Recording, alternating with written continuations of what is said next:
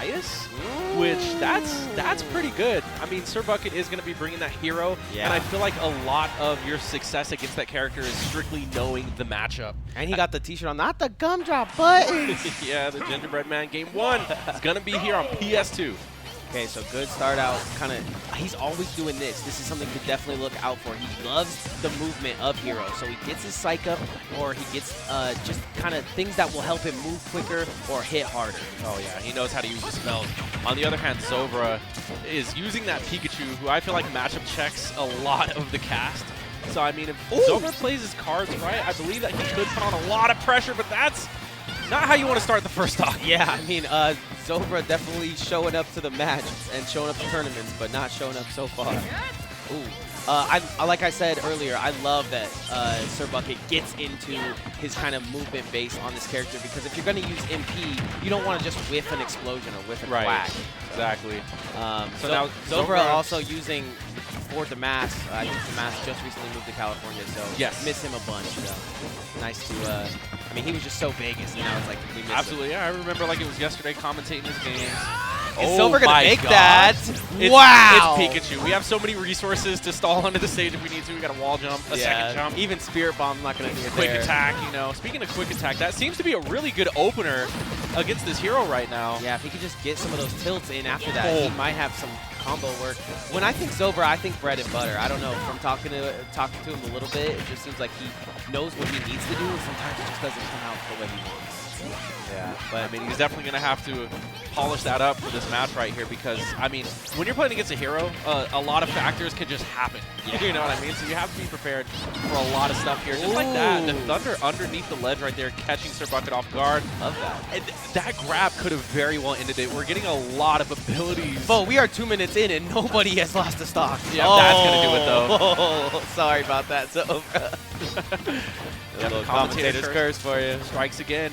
We got both of our Lavender Town boys on the absolutely. We're representing today, so Lavender Town. Lots of curses coming out. You said these guys have these curses. That's funny. Anyways, yeah. So right now, SirBucket actually does have an opportunity to extend this match, or extend this lead in the match. I like that his tag is SirBucket Plus. Yeah, he's going the upgrade. He's going plus ultra here for us right now. Gets into some psych up, has to get around knees. Does the no-look, LeBron James. Yeah, it looks so tough because Zovrah's just trying to find his way in right now, but SirBucket's just ready for all the aggression. He needs to look for that one kill potential move here. Back throw to 170. He's going to reset on ledge. Goes a little bit too far with the forward air. And self-destructs anyways. Hilarious. I don't know if that shows that how much knowledge he has of the character, or if it's a pride thing. He's going to take himself out. He dies by his own hand. He's looking to see what's on the menu right now. It looks like he wanted to go for the heal, but the proc's there. Yeah, that's so scary. And Dang! Zovrah's looking like he doesn't have a ton of options here. I mean, he runs in, shields, and gets grabbed for it. He tries to camp out with jolts, but he gets out-spammed by Hero's magic, you know? Yeah, it's like that's what I'm saying. He's a lot of bread and butter, but then when it comes down to this where he has to get the kill, sometimes he seems to struggle. And SirBucket does everything but struggle to get kills here, as he is straight in the menu. By the way, if you want to be in the menu, go ahead and check up at the bar. They got a nice little food menu there for you. God. Yeah, SirBucket just tried to end it right there with a follow-up to the downer, but luckily Zovrah gets to keep his stock in here. You can see that he's just trying to play it safe, look for his opening. He finds it. Can he capitalize, though? Nice tackle there by Pikachu. Pikachu, use tackle. Ooh, now he needs to close this stock out soon, because this hero is super powered right now. If Zovrah is able to do this, though, there's a big chance that he has his way to a comeback. But wow, jumping over the jolt aggressively. MP looking a little low, so it's a possibility. Like I said, if Zovrah gets this kill. Oh my God, the mobility. Opening up. Oh my God, that was almost a call out from the Thunder as well, but SirBucket's still living. Oh my gosh, shielding everything. SirBucket definitely. I mean, is this gonna go to time, man? Like, there's no way. There's no way. There's way too much shenanigans. Okay, zooming back to the stage, onto the platform, but sharking it out is Zovrah. I like the openings. Kick. Yeah, the openings from Zovrah, just using his quick attack have been pretty good, but gets scooped off the ledge. Yeah, that's gonna hurt. Nice. All right, what's the option here? You can see SirBucket's just looking to cover options, trying to get that kill. Oh, that back air's going to hurt. Yeah, whiffs a grab. I Zoom think in we're back. just going to zoom right to the other side of the stage. Only 19 MP, 20 now. He's looking to use it too. This would, I think, honestly, it would serve him to lose some of this MP, or, you know, to get it back. Take the stock, get the MP back. I mean, oh, but he's going he strike has up. 2 stocks. Gets tackled. Now he's got a full bar of MP, and that is what's going to hurt Zovrah the most. This giant bar of MP. It really does seem like... Oh, but here comes some bread. On. Here comes some butter. The loops to the down smash, sending him off stage. Hold on. The Fruit Loops. No, okay. we're not even going to mess with that disadvantage. We're just going to go ahead and reset to the stage, use the zoom. Oh, lands right back into him, though. But still, so much pressure. Oh, that little baby shield. That's it. Okay. Oh, no, it's not. Living better now. 140 to the ledge. SirBucket has to keep his composure here because Zovrah knows where he can strike. MP absolutely as low as it can be. Yeah, but he's also super powered up and just moving in the process. But Zovrah knows that. Psych up too. Oh, this anything will kill. Just one grab is all it takes. Okay, but he could die. That's it. I was gonna say, he's super dead. If Zovrah could have got him to a little bit more, like 100, just done a couple more things in that battle, he could do up throw to down B or something and figure that one out. But he could very, very close game. Yeah. And they were definitely playing their options when it came to spacing because that one, I think, went down to like a minute and 20 seconds. Yeah, I think Zovrah definitely did have the opportunity to win that game. I mean, he brought it all the way back. Granted, a little late by the time SirBucket was already, you know, had him at kill percent. His mana was reset on his last stock. Just everything was going good for SirBucket. And Zovrah really just wasn't landing those combos that you said, like the up throw or up tilt into the big thumb.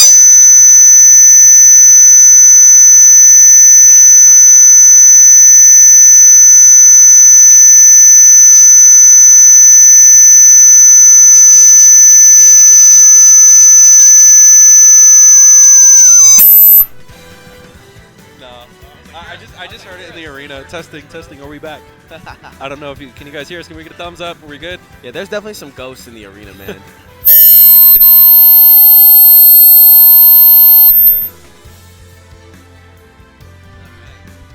Now that the ghosts are out of the arena. So I'm just gonna take a 5-second pause to see if that happens again for our viewers. Our apologies in advance. Big shout out to Chloe Price for hanging out in the chat with us. I was spitting too. They didn't want to hear the knowledge, dude. Yeah. I was about to break it down. I'm already knowing, bro. I am already knowing. But yeah, on the side of Zovrah, we have to see those big conversions. And it also did look like he was waking up towards the second half of that game. So this is going to be his counter pick. You know, his mind might totally be in it. Let's see what he got. I was going to say, yeah, he might not be too you know, keen on what SirBucket's bringing to the table, so put a little bit more respect in your game, and he was getting the loops going, like you were saying. Yeah. There were some Fruit Loops going on. We got to see that on the first and second stock, though. Wait until the last stock to bring out the tech, you know? It could be one of those slow start situations that we typically do see with some of our Vegas Smashers. Shout out to Ven. But, you know, getting into this game, too, here, Zovrah's counter pick. Does SirBucket have what it takes to close this out here on Kalos? Wearing the Pikachu beanie because he said, I got the bucket hat. Oh, okay, so there's the respect you got to have a little bit for Zovrah, like I said. Completely different start. Yeah. And SirBucket says, I'm looking for you-know-what. I'm trying to get my psych up on. But a little low. Can't get the zoom, and he's not has to get the zoom now. Kaboom. We're just kamikaze. Kaboom. Once again. We're just top decking. Kaboom instead of zoom, and SirBucket lose the stock early. And here, Zovrah. Zovrah is not showing him any respect at the moment. He said, you won round 1, but I'm going to win round 2. Yeah, the drag downs are absolutely insane. Just everything is a string right now. 0 to 94%. And he's Zovrah. And he's just holding in, too. He's trying to get him off the stage as good as he can. I'm going to have to give some respect to Zovrah, because if that loop happened to me, I would definitely be feeling some type of way. Right. But it does seem like SirBucket always has an answer. Bang, boom, oof, bang. Got a bing, boom, heal. Yeah, that was a double kaboom as well. And now we're powered up. So, I mean, like, at this point, a lot can kill, and forward air's going to do it. So we're tied up stocks, but right now, SirBucket needs the bleeding to stop. He just needs to play his zones. Yeah, I like his bounce decision there, and zoom as well. but he's got to get some bread and butter going after this. I also like the reflect. Just having reflect out pretty much at all times is going to make it so the projectiles for Pikachu are just useless. Yeah. That's bounce, right? The reflector? Yeah. Yes.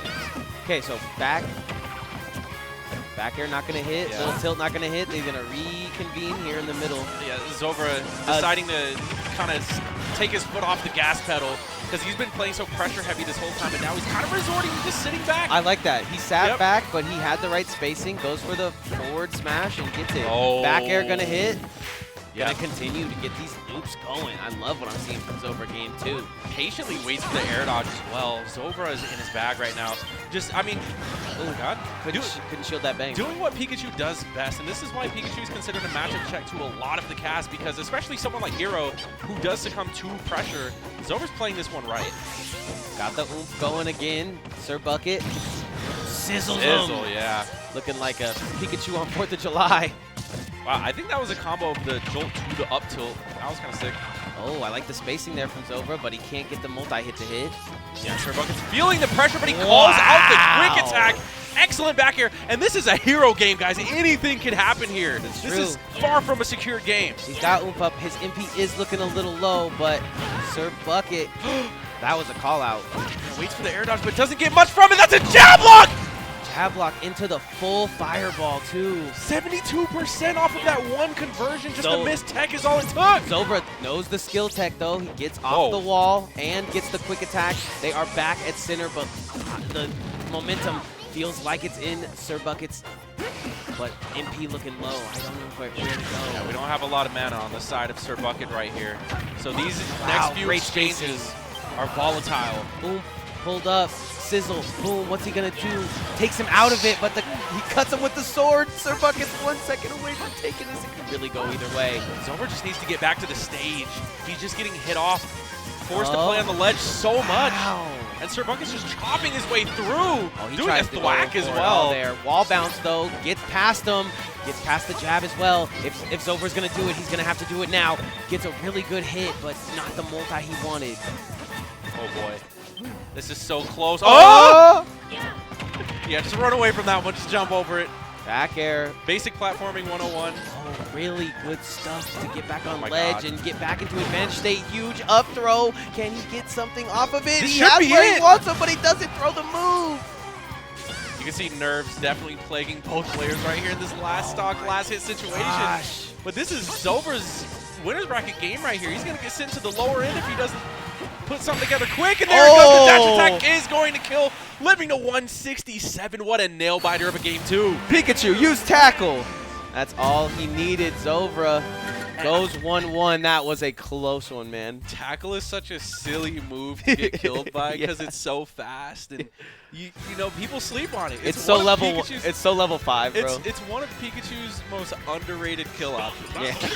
Out of all the kill options that character has, dash attack is one of his best. His dash attack is really good, and it's similar to how we see you can kind of throw some tilts and then really get some speed, get that tackle out. SirBucket almost coming back in that one, I'm not gonna lie, but once the MP gets low with Hero, he's got to kind of time that better, right? Because we know he's able to get his oomph and he likes doing that, but once the MP gets low, the options are limited. Absolutely, and that's just one thing about that mana management that you got to keep in mind. No, that's bars. Going into this game 3 here, we're going to have a ton of space. So I actually do like this for SirBucket, is that he at least has a place to go if he feels like he's getting pressured, which right now he kind of is. Yeah, look at that. Accelerate into what? Yeah, you getting fumbled? He has the mobility to stay in this fight. It looks like he's going to do just that. Okay. It was even, though, somehow, and now SirBucket just hits a lightning from God. That side beat. And now a kaboom. He's got bounce going. What else can he do? He's going to heal. Why not? Yeah, he's got the time, yep, and he's going to oomph. Great spacing by him as well, but Zovrah doesn't want to press. Oh, okay, he's only at 26. He's fine. Is he going to get this grab? How does this work? I want to know if Zovrah's going to drop this. Yeah. Okay, no. Oh, no. Okay. All right, we got a little follow. It was fine. I see so many clips of just people just missing their punishes on that one. Doesn't want to drop the bag, though. Isn't lost his stock yet. Zovrah continuing to kind of play slow here. Oh, but there's another bounce as well. But bounce and oomph is going to make it hard for him to get in, so he might want to wait this out, honestly, but he's going to go straight into some close-quartered combat, gets the back air. Thank God for bounce, too. I feel like bounce is one of the few options that Hero actually has for handling projectile characters. Ooh. Makes it a lot more doable, so Yeah, you can walk in and bang him. I'm surprised we haven't seen a ton of bounce from the beginning. It looks like we're seeing it a lot more, though.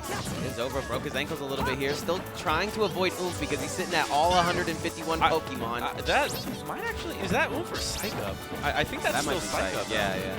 Because I think Psych Up you're good for 1. I think oomph is on a timer. Oh, okay. Oh, back air. I like his. Oh boy. I like his like walk in back air. It's very hard to do. Okay. Go ahead, reset. Zoom, reset to the middle. Onto the platform though, and he's kind of stuck on it. It gets real sticky on these platforms. Yeah, he doesn't have Accelerate to kind of like weave around the stage here, so Zovrah's actually playing this one right. He got Sizz and Sizzle. He's being extremely careful with his engagements here. Yeah. Look at that, just multi-hit pressure on the shield. I'll tell you what, it's definitely gonna shake things up though if Zovrah. Oh my God, yeah, that's what he was trying to avoid the whole time. Just SirBucket pick him up and throw him in the sky. Yeah, the SirBucket just ran out of all of his patience right there. Gonna go ahead and reset. Oh! Okay. Oh! Read! That was strong coming from Zovrah. And those are the follow-ups we need from him. Yeah. We need to see more of that because that's something that we were lacking the past 2 games. Nah, this is what we weren't lacking in. Look at the loops. Just those electrical loops, man. And this is kind of tough. Uh-oh, he's asleep though. Yeah, He's just going to go for the 22? I was going to say SirBucket doesn't have as many platforms to rely on here. Here comes the ones on the side. acceleration though. Kaboom, Sizzle, Hatchet. What could it be? Yeah, you can see that SirBucket plays a lot more confidently. When he has some movement base. Yeah. Just taking these fights whenever he wants, bringing the battle to Zovrah. Now Zovrah, wait. Oh my God! Platform. He's going to ditch out early, playing some chicken now. Oh my God! And what a follow. We saw SirBucket go for that a few times during this set, but that time he gets it. Wow, Kamehameha straight to the face, man. Oh, there's the air dodge. He's going to load up the whole get back, though. Gets back perfectly. Not a lot of mana to recover, but he does land on the stage. Now we just kind of got to believe. We got to play neutral right now. Yeah. Just get a hit or here, there. You don't know what it's going to mean because we haven't been able to do that. SirBucket up in stocks, but looking like he's getting juggled up a little bit. Oh, wow. Yeah, that was almost a great forward smash. Just barely mistimed, and now the acceleration. Back air's gonna hit, accelerate towards the stage, and he does. Just double jump. Doesn't even have to burn any mana doing the up B there. there. He thinks he's Sonic. We don't talk about that. We got a lot of that to come later on. I didn't see them. I didn't see Wrath either. No, Sonix is here. Oh, okay. He's a sneaky mystery man. This is looking a lot like Game 1 where we saw SirBucket have a stock lead, and now he can kind of just burn a lot of mana here. Yeah. Try to extend this lead. He knows that every second he's alive is good for him here. I like the pacing of this game. It looks good for SirBucket. Yeah, but Zovrah's really going to have to put on that pressure. Excellent grab. This shouldn't kill, but does he get a follow-up from it? Pummels into infinity, but still not going to get the kill. Wow. 188, and every single hit of damage is going to hurt Zovrah's chances in this one. And he makes an uncharacteristic mistake. He is going to go up and under, though. Excellent recovery. He always goes, that. Yeah, he always goes to the right, though. There we go.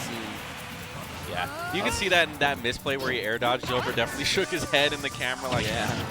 But 80, oh, he's dead. Wow, I was going to try to build a story there for Zovrah. He definitely put in work, but SirBucket from Big Liberty.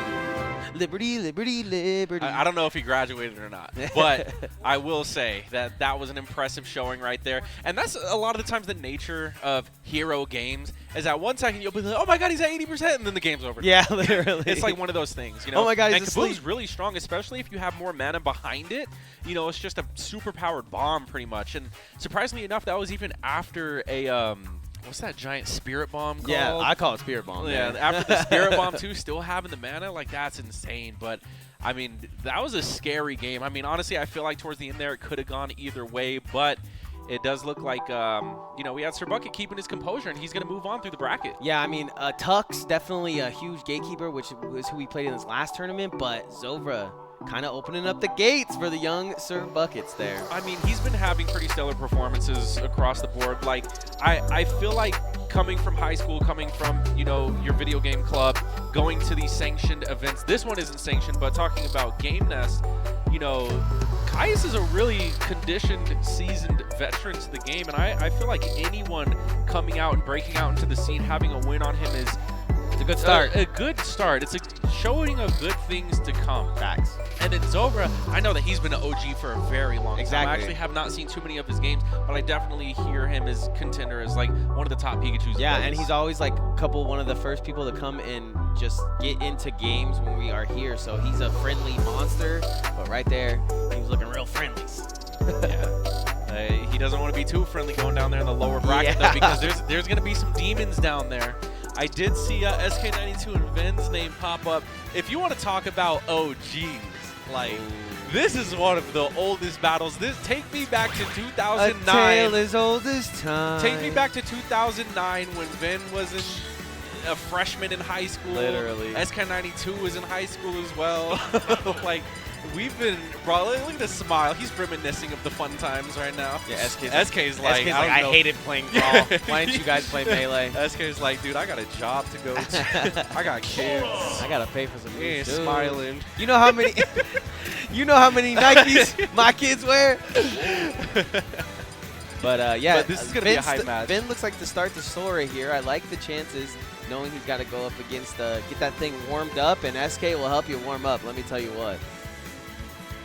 But yeah, absolutely both two OGs in the scene, to say the least. Good stuff to get him here off the rip. Oh, and we are actually going to be having the Wolf versus the Sora, which typically I'm used to seeing SK92 switch between the Wolf, the Fox, and whatever he's feeling. But this time, Ven getting to the Sora here. Very interesting. Is that Jin in the chat? Okay. Miss you, buddy. Hope you're doing good. Bang. Okay, not getting into his magics too soon, but the Wolf out and about.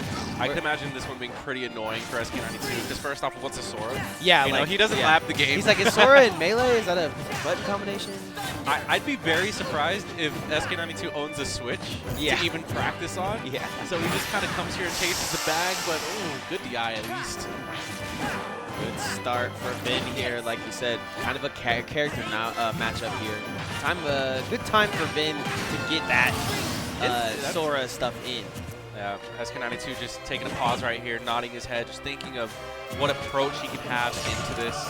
Maybe even thinking of a potential character change after this. I like a good Fox here too, because it does look like Ven is kind of getting around him pretty easily with the speed and the different things. So. Yeah, I mean, honestly, just looking at it, at least from this level right now, it's looking like it could be a bit of a matchup check too, because Wolf is essentially the sword character of the Spaceys, and right now he's dealing with the sword that's kind of stuffing him out.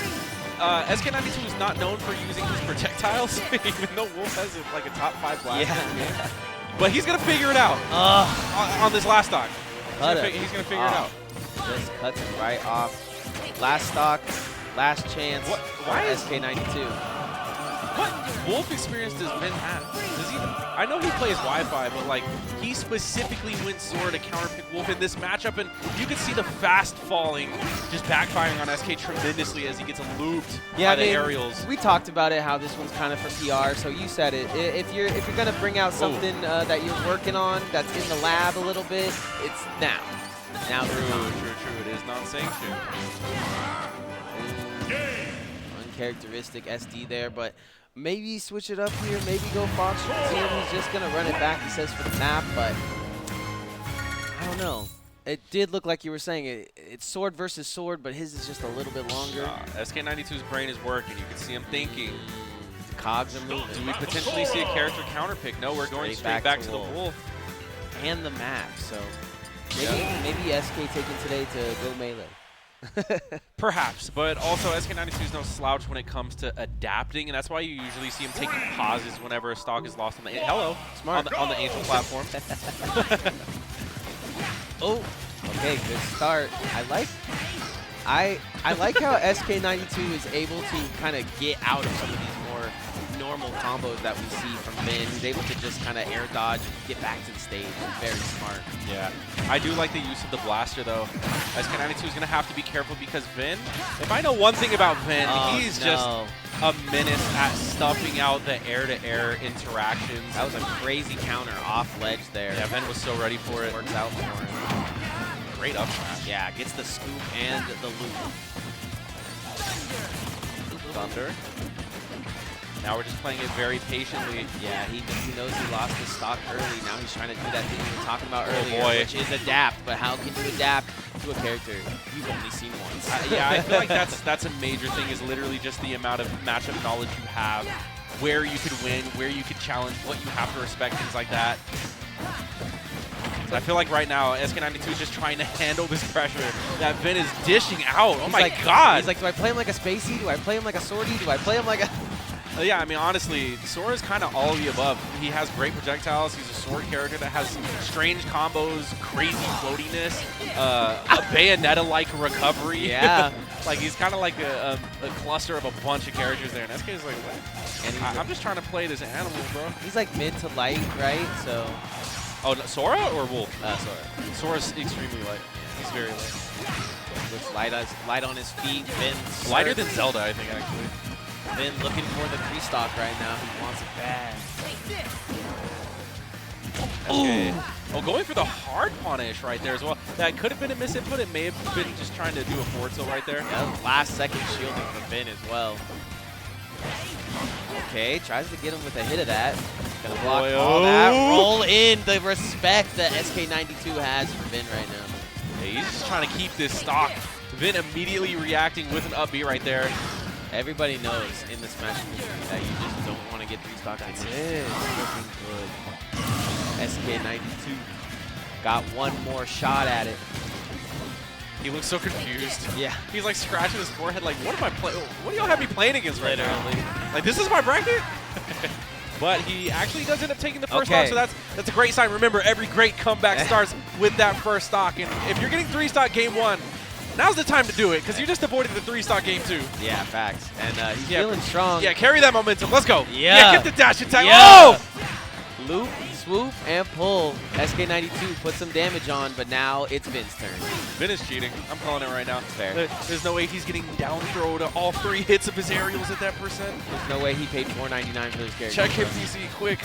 Oh, I think that... He's walling. I think that might have been a situation where he wanted a side B and had the right scenario. But wait, hold on. Yeah. SK, the momentum 92 right now, he is no slouch. Oh, I think he almost got that one. I would run that back. And nice. Gets behind him, hits the jabs. All 3 of those jabs going to hit hard. And Vin! Wow. Whipping the grab. As long as you were saying SK92 keeps this advantage state. Oh, man, but here comes Vin. That is the adaptation skills of a veteran, Whoa. and that is the up air of a Sora. Fact. And, yo, I got to say, shout outs to SK92 for pretty much going into that with little to no character knowledge whatsoever and still having a pretty good performance. I got to say, like, if Vin wasn't as good as he is, you know, that probably could have went either way, but he climbed up there, got his up air, and that's going to be the game. Solid 2-0 from Vin. Yeah, and if I had to guess, SK92 is not only going to do a little bit better in that lower bracket, but he's going to go over there in Melee and smack some kids as well. Yeah, for sure. I mean, regardless of what happens at the end of the day, I'm a fan of SK92. Me too, man. Everyone loves SK92.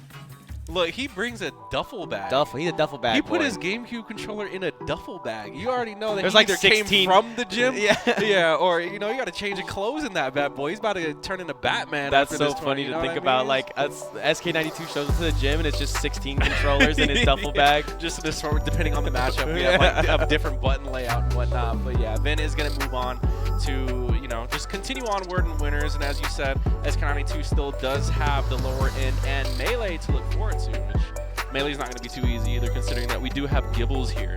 Yeah, Arbonne as well, one of the greatest Marths that I've seen in a while. Yeah.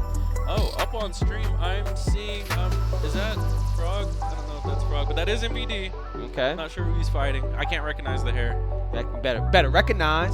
Frog changes his look at every tournament nowadays. That's kind of swaggy. He used to have the same look every time. Now he's wearing different clothes, different hairstyle. Now he started wearing hats. Dude, Frog said he would carry me in doubles. Frog said he'd carry me in doubles the other day, so I'm gonna be Team Frog until I don't get my doubles games, and then going back to Team Foe. And also, speaking of Team Foe, shout out to the Lavender Town boys as well. We got the Gengar, the much bigger Haunter, and then we even brought the Sandbag. I know you guys can't see it, but we representing GameCube controller boys. I mean, we in there. It's Smash-tastic today here at this Knockdown 81. Oh no, Lil Boat. That's Boat. Lil Boat. I thought it was Frog. Yo, Boat's on stream. Let's go.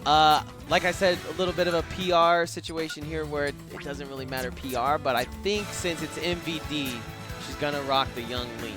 So this is a tragic tale to tell because this is the story of two teammates having to duke it out in a battle of blood. I'll tell you what though, in that doubles, I was seeing Boat moving with Dakpo, and that I got a clip of a double kill from Boat on Sonix that I definitely would put up against anybody. So hey man, I've been putting Boat through the grinder, trying to get her so good at That's this what game, I wanted to hear. You want to know what my method was? Because she only uses Toon Link, and she always talks about all I know is Toon Link, right? Toon Link is a zoner. Toon Link doesn't have too many great burst options. Toon Link has a Zair. You know what I mean? So I'm like, you know what? If you want to help with your fundamentals as a whole, speaking of Dakpo, shout out to him in the back right there. If you want to work on your fundamentals as a whole, pick a character who doesn't have projectiles. Pick a character who doesn't have the best recovery. Normally, I tell people you can work on your neutral with characters like Ganondorf or a Little Mac, who are just no projectiles, no BS, just raw brute force. I don't know if she's got. I think she's got an Ike, right? That's who she picked up because of it, actually. I like so from boat to bike. Yeah, pretty much.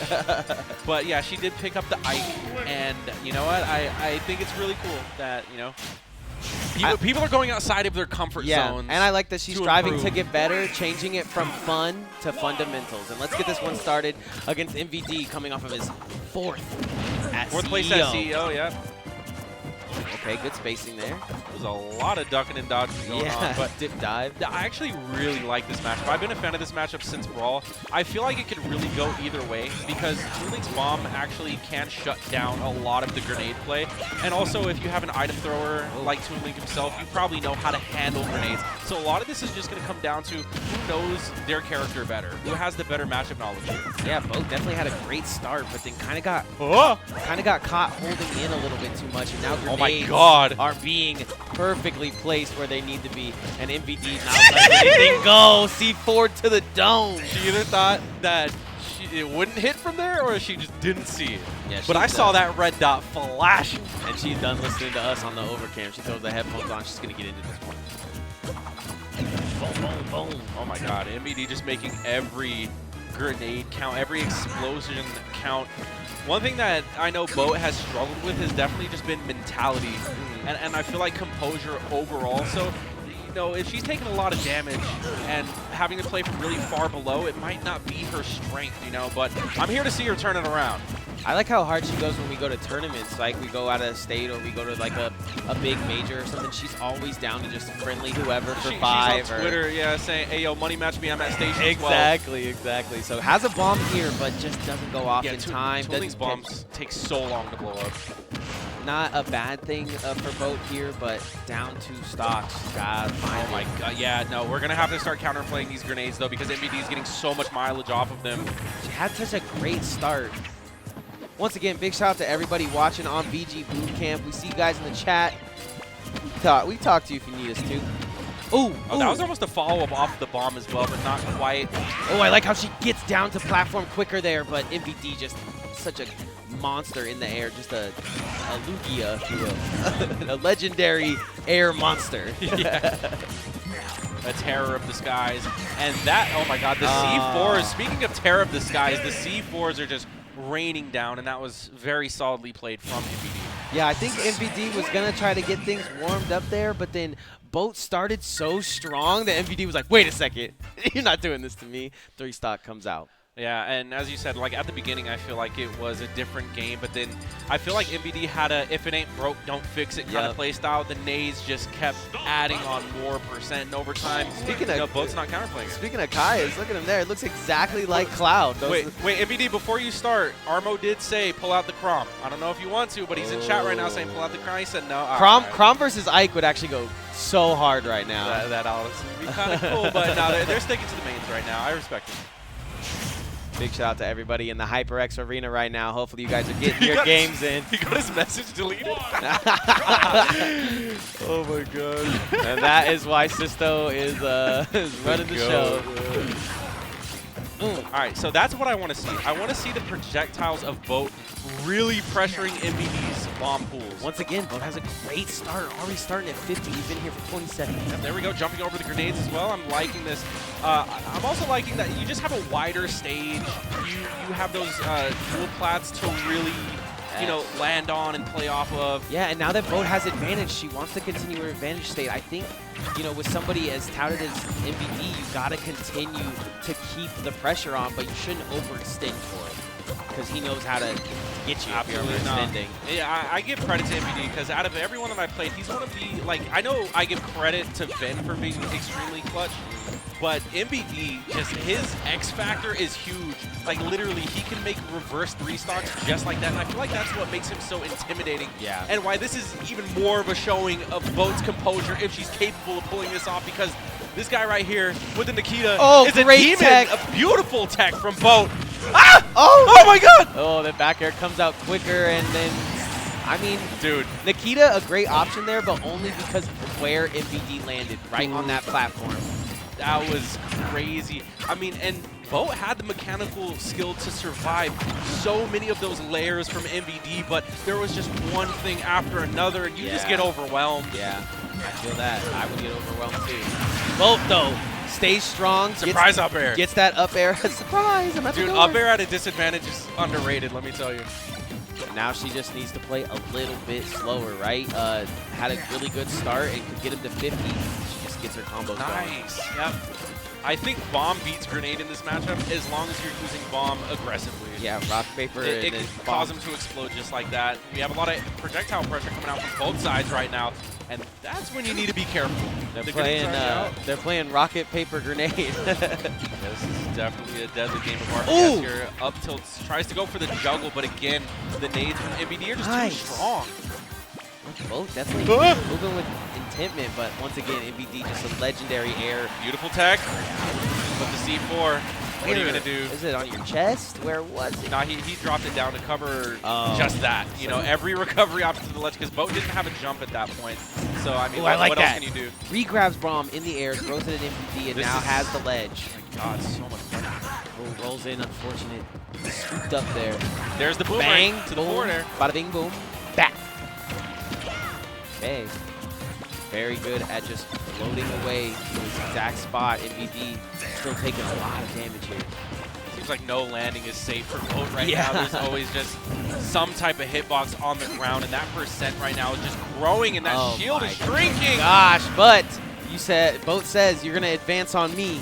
I'm ready to take this life. Oh my god. 104. We've seen Boat do some amazing things. I like that from MBD, not panicking, not throwing his second jump away. Yes! The follow-up hit of the boomerang putting in work for Boat right now, saying, get back here, MBD, I'm not done with you. Huge back throw, but can't snuff him out of the air. A miss click. And just an insane, I mean, I was going to say decision, but it wasn't really a decision. I think it was just a misinput there. Did you see the dramatic black screen we got after that, that's exactly how I felt. No, seriously. Like, Boat played that last stock so well, and the advantage state was so strong, because if she had grabbed right there, MBD would have been sent right back on stage, and she would have had another opportunity to go for that juggle. Yeah. Now, I will say her juggles weren't the strongest that set, but she was cooking that last stock. Yeah, and if there's anything to take from that, it's the fact that Boat is so ready to get through that lower bracket. I wouldn't even be too scared, you know? Yeah. So, unfortunately, Boat's going to go into that lower bracket. I'm going to take a look at the lower bracket. Ladies and gentlemen, please stick around with us. We will be right back. Stay tuned.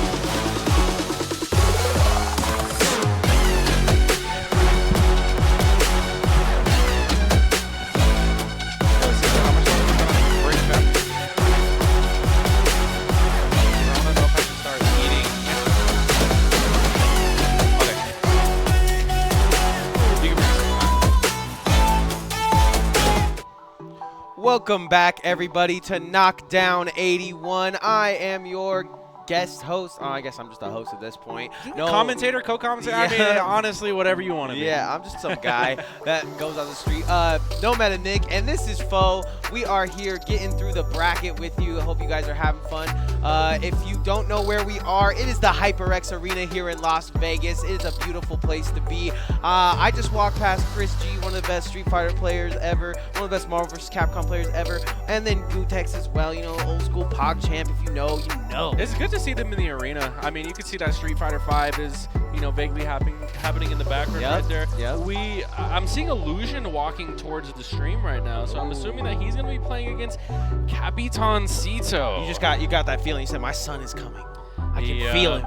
I felt his dark looming presence. I mean, that ego mode, man, once it's activated, I mean, there's really no way to tell the result of the game, because, I mean, we've seen these two play before where Illusion seemingly looked like he was going to like double 3-stock Capitancito during the set, and that's no easy feat because Capitancito is our #1 player in the state. But you want to talk about in the city, rather. You want to talk about Reno. clutch. I mean, MVD is clutch as heck, but Capitancito, it is like, I don't care what stock he is at, if he can get that muscle memory pumping like he says, man, he can shut it down. Yeah, honestly, it's insane. And Illusion, when they played last week at Knockdown 80, these two, the match didn't look too good for Illusion, I'll say that.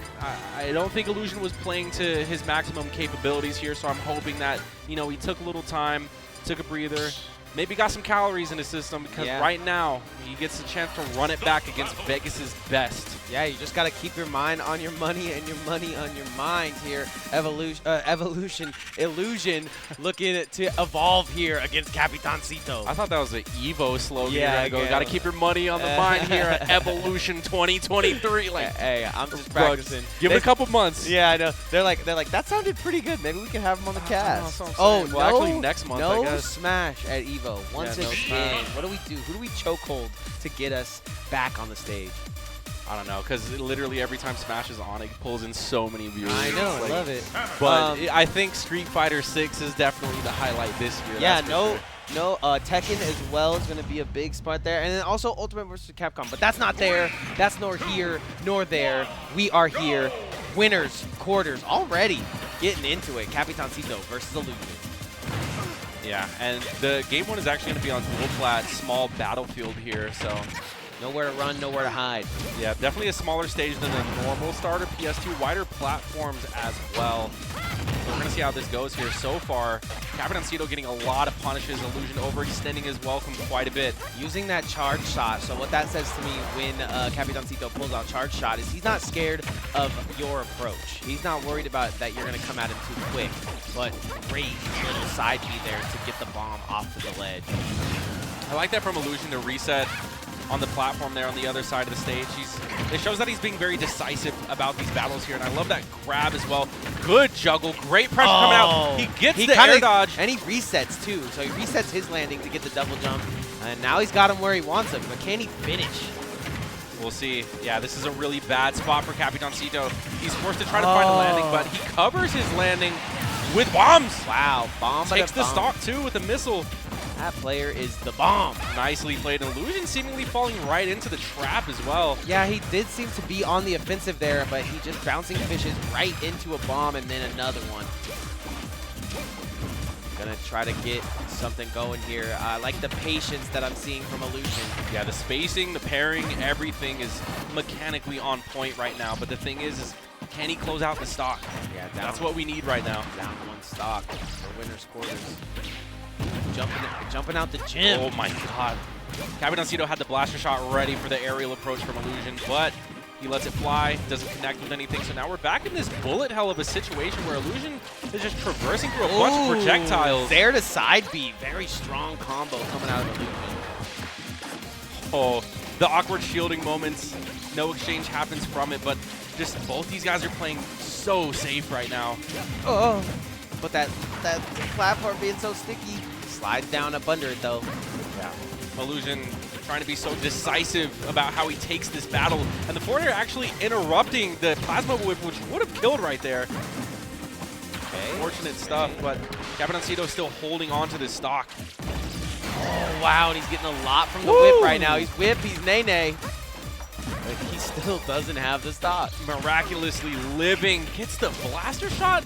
Adding insult to injury. This percent from Illusion is just climbing. Now he's gone. And look at the clutch coming out from Capitancito. Wow. He won't do it. Man. Now he's stunting on him. A little bit of a check there. I just need to see something as a fan of Illusion. I just need to see him back air Capitancito's shield and then run under him and up smash. Like immediately after hitting his shield with back. I like that. No one expects it. No one expects it. Goes to throw the back. I mean, and in the least kill at 170. Unless you say it on a loudspeaker, they don't expect No, they're not listening to me. It's fine. They're twos on it. I know for a fact Capitancito is way locked into this game. Oh, yeah. The snipe. Reading the air dodge, that's it. It's going to be the game. Very good start for Capitancito. There was definitely signs of light for Illusion. But Capitancito. Oh, I forgot to go home and look up all my captain jokes. I mean, one thing's for certain. Oh, I got one. I got one. Oh, you got it? Yeah. What's a pirate's favorite letter? R. Ah, you thought it was the R, but it's actually the C. Damn it. I feel like you can go either way, because if I said C, you could have been like, no, it's R. Yeah, I mean, why would you say C? Why would you say C, though? Yeah. It's like, I guess I can't say that joke, actually, but, you know. What's red and starts with F? Fire truck. You know that one. But then you say fire truck, and they're like, no, it's yeah. You know, and it's like, okay, bro. It's the option select. You got it. Option yeah, exactly. select. The option select jokes. Okay, good little spacing start out for Illusion. Starts in the right spot. Foe's just write down my joke right quick. Give him a sec. Yep, taking notes. Also, Capitancito, speaking of taking notes, definitely I feel like after his first rendezvous with Illusion, decided to go to the lab, just really study this, and now he's almost got this down to a science because he's just stuffing out every approach from Illusion thus far. Yeah, I feel the same way about Illusion. He definitely started this one out with some Zairs to side B and special whip moves that is going to keep Captain off of him. Great shield there. Yeah, but the crazy thing is, it's like not even like random aerials that he's throwing out. It just looks like he understands the movement patterns of Illusion. And it's not easy to do, right? Because Zero Suit has so many options to just be mobile, so many resources, and Capitancito just burns through all of them. I like how like stagnant he is, but he's got 3 things on his mind as well. Pretty insane to see. More grabs. Capitancito is just not letting Illusion catch a break right now. Yeah, he knows Illusion has to come to him as well, so if you can see, he's very just kind of stoic in his approach, if at all. Letting Illusion come to him. Yeah, Illusion. Oh, wow. Off the bomb. Illusion. Oh my god. This might be it. Forward area. Flick of the wrist. That's all it takes. Look at the wrist. Capitancito's just playing extremely frightening right now, for lack of a better term. Yeah, I've been playing some Mii Gunner at home, and this neutral air is pretty strong. Not to mention the just being able to deck him at any point. Right. And Illusion looking for a panic option there from Capitancito to try to back air it, but Capitancito not giving an inch. He's not going to air dodge. He's not afraid at all. He's covering platform too, so he's saying, look, you wanted to go to this stage, you wanted to counterpick this stage for that platform, I'm going to put bombs up there and ruin the day. He's quite literally got the download. DL complete. He's just grabbing whenever he wants. And Illusion's trying to put safe pressure on the shield, but Capitancito's just unfazed. Was he just holding jab? Was he like, I know you're going to land here? Headshot is going to do it. A 3-stock coming out of the fan favorite Capitancito. Was that back-to-back threes, or was that a 5-stock? I think that was 5. I think Illusion got 1. I like to say that I think Illusion did get 1 there. That was just insane gameplay. Yeah, like actually. That's difficult to do against Illusion. Just be able to read his patterns like that. And you were saying it, you could kind of get the rhythm of war. You could kind of feel like, okay, I'm walking in. Nope, you're not. I want to go here. Nope, you're not. And Capitancito takes that one pretty handily. He was just controlling the flow of that match from the beginning. Really, just everywhere that Illusion was, Capitancito already had out a hitbox. Yeah, it's like if Illusion was the rapper, then Capitancito's the beat. He's like, no. Stopping him right in his he was the DJ. He was just mute, unmute, just chopping his vocals. Chopping it up. He was just doing, he was playing Super Smash Brothers the right way. And I would definitely recommend Illusion go back and just look at that, because it looked like... I would say game 1, because game 1 he was definitely getting in, and there was definitely a lot of things with Whip and Zaire that he was able to do. Right. Game 2, though, was kind of a juggle. So yeah, I would say that if you get blown up like that, it just makes it look like you're not having answers for certain things, and it's very easy to go and look through and be like, okay, I was getting punished here. Every time I did this approach, it wasn't working, and Illusion did start to play a little repetitive. yeah, sometimes it's going in the shield. it's mentality at that point. It's like, okay, I don't have the mentality to switch it up. I don't have the mentality. The only thing I have in my brain is to lose at this point. Yeah, that could very well be the case, but either way, an impressive performance. Another fan favorite here in quarters. And another fan favorite as well, Dakpo versus Sonix. Now, we've seen, I always call it the pettiness because of the banana, right? We've seen some things go on here. There is some drama in this matchup, but I think this one's going to go be a brawl. We're going to see. Yeah. I mean, because Dakpo is a very mechanically gifted player, and got the glitch. Got a little too much data on him. Yeah. Just overloading the systems. This Diddy is too powerful. He's too powerful. It's over 9,000. But yeah, no. So as I said, he's a mechanically gifted player, and he's also a coach. Yeah. And he also uses Diddy Kong, and he's played against Sonix before. And I know that they kind of, Dakpo, win or lose, likes to bounce ideas off of whoever he's playing. While he's playing. For maximum information. Yeah. Just be like, he'll be like, hey, when I throw a banana, you shouldn't just eat it. You should try to run away. You know, he'll be like that. Like, he'll give advice, you know? Yeah. And then on the other hand, he also seeks out that advice. I remember him talking to Sonix after, I believe it was Edgar 2 when they had played, and they pretty much had a stalemate of a match. I remember where that, yeah. neither of them had an exchange. Yeah, that's what I was talking. That's what I was talking time. about. That I was like, "Where's Bear?" The pettiness of that moment, but also the smartness, right? You can call it petty, you can call it what you want, but how smart is it to just have banana and play that advantage state? Yeah. So we're gonna see what happens here already. We're actually not getting the Diddy Kong.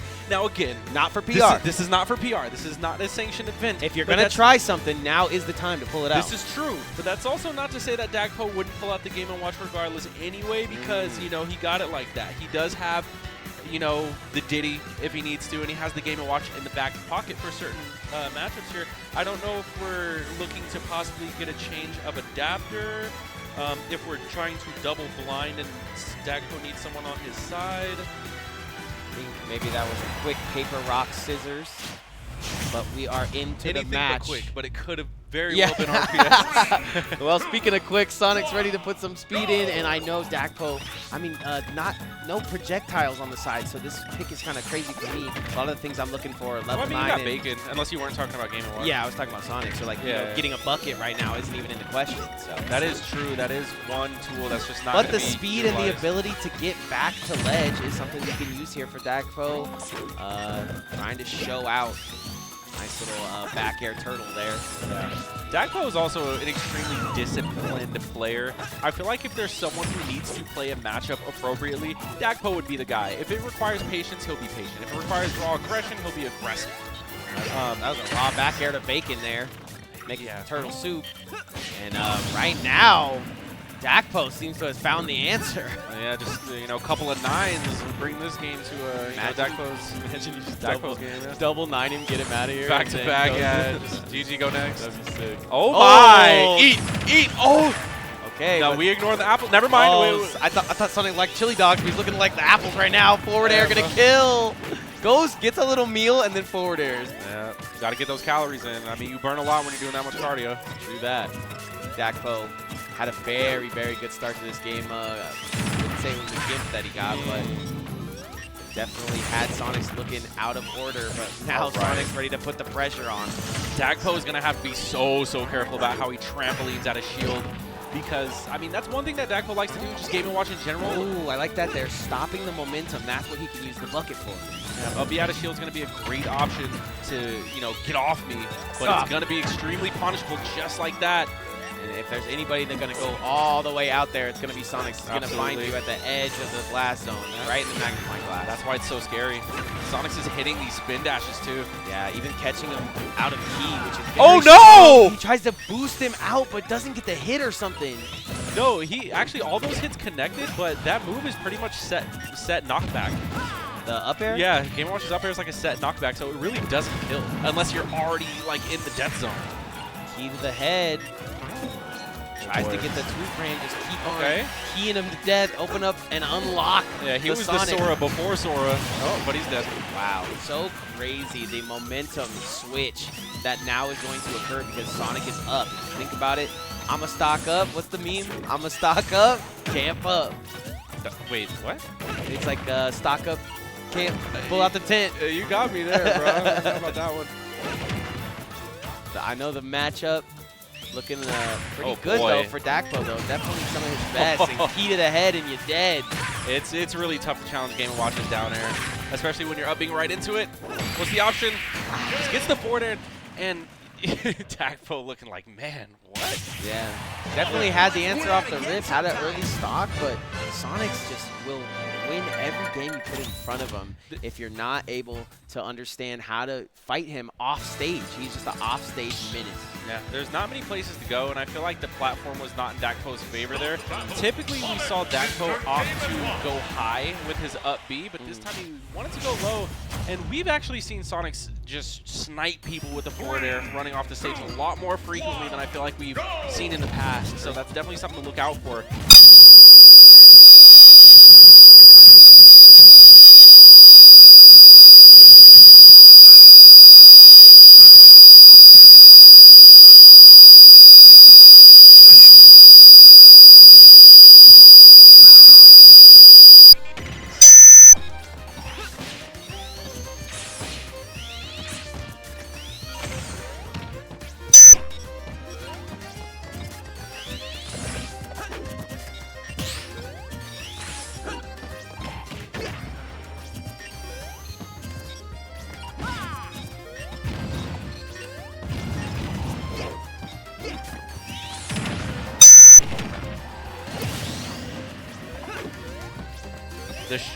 Test? Hello?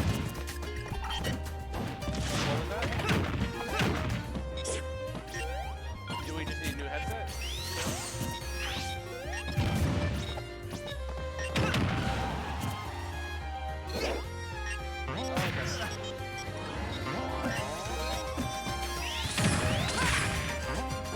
Alright, so are the mics good then? Are the mics live?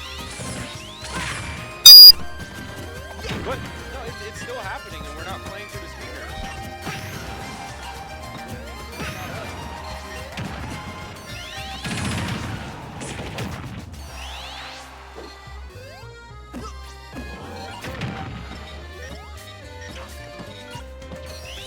You're cursed again, dude. Did you hear what Sisto just said? Hey, can you say that again?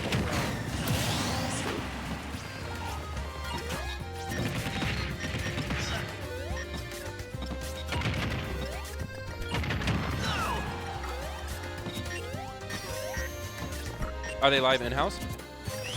Or just this one? Okay. So unfortunately we are having a technical issue with Nick's mic. I mean, I guess it's kind of like, we should have seen it coming considering that last week we kind of had similar issues. Except you weren't getting cut off. You're not getting cut off now. Last week you were getting cut off. This time you're just too loud, I guess, and it's causing feedback. No, not you, but like your mic. During that whole fiasco, though, Dakpo got sauced. Piece of cake. Say that one more time.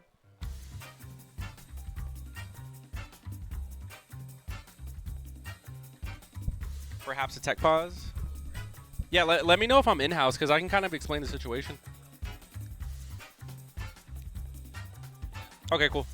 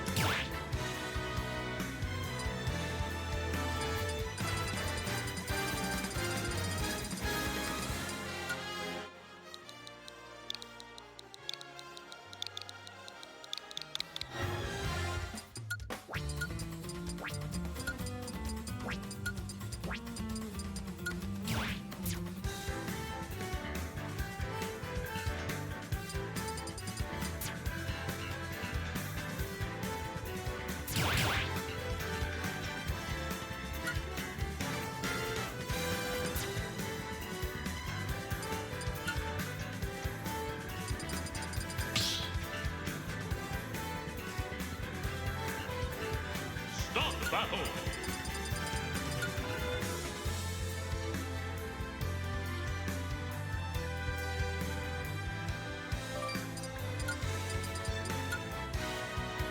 Sephiroth. Sora.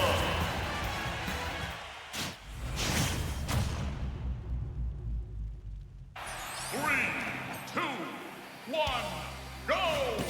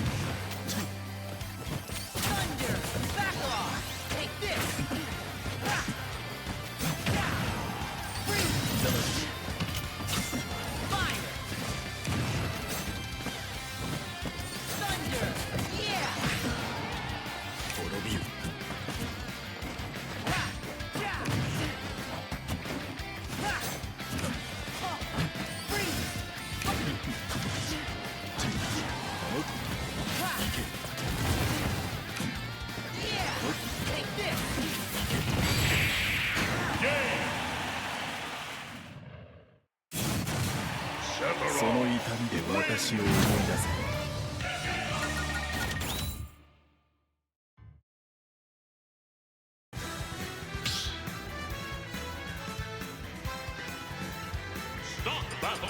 Sephiroth!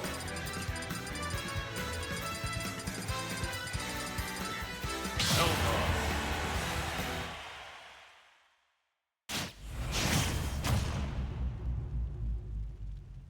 3, 2, 1, go! 焼き付ける。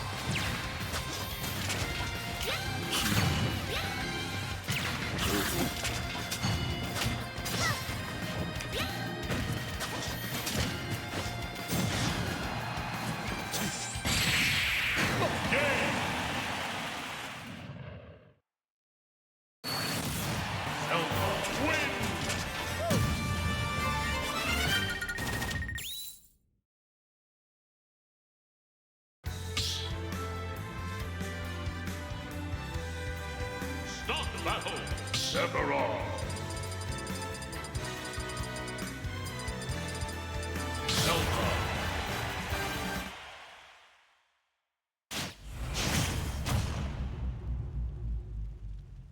Three, two, one, go!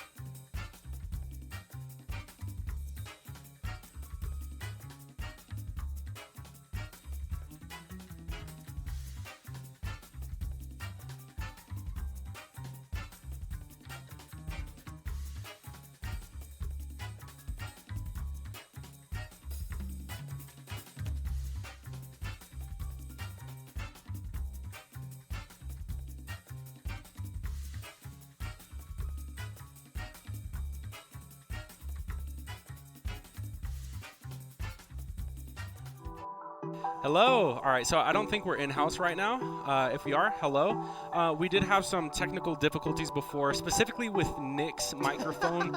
Unfortunately, it's not his fault. I mean, a similar thing happened last week as well.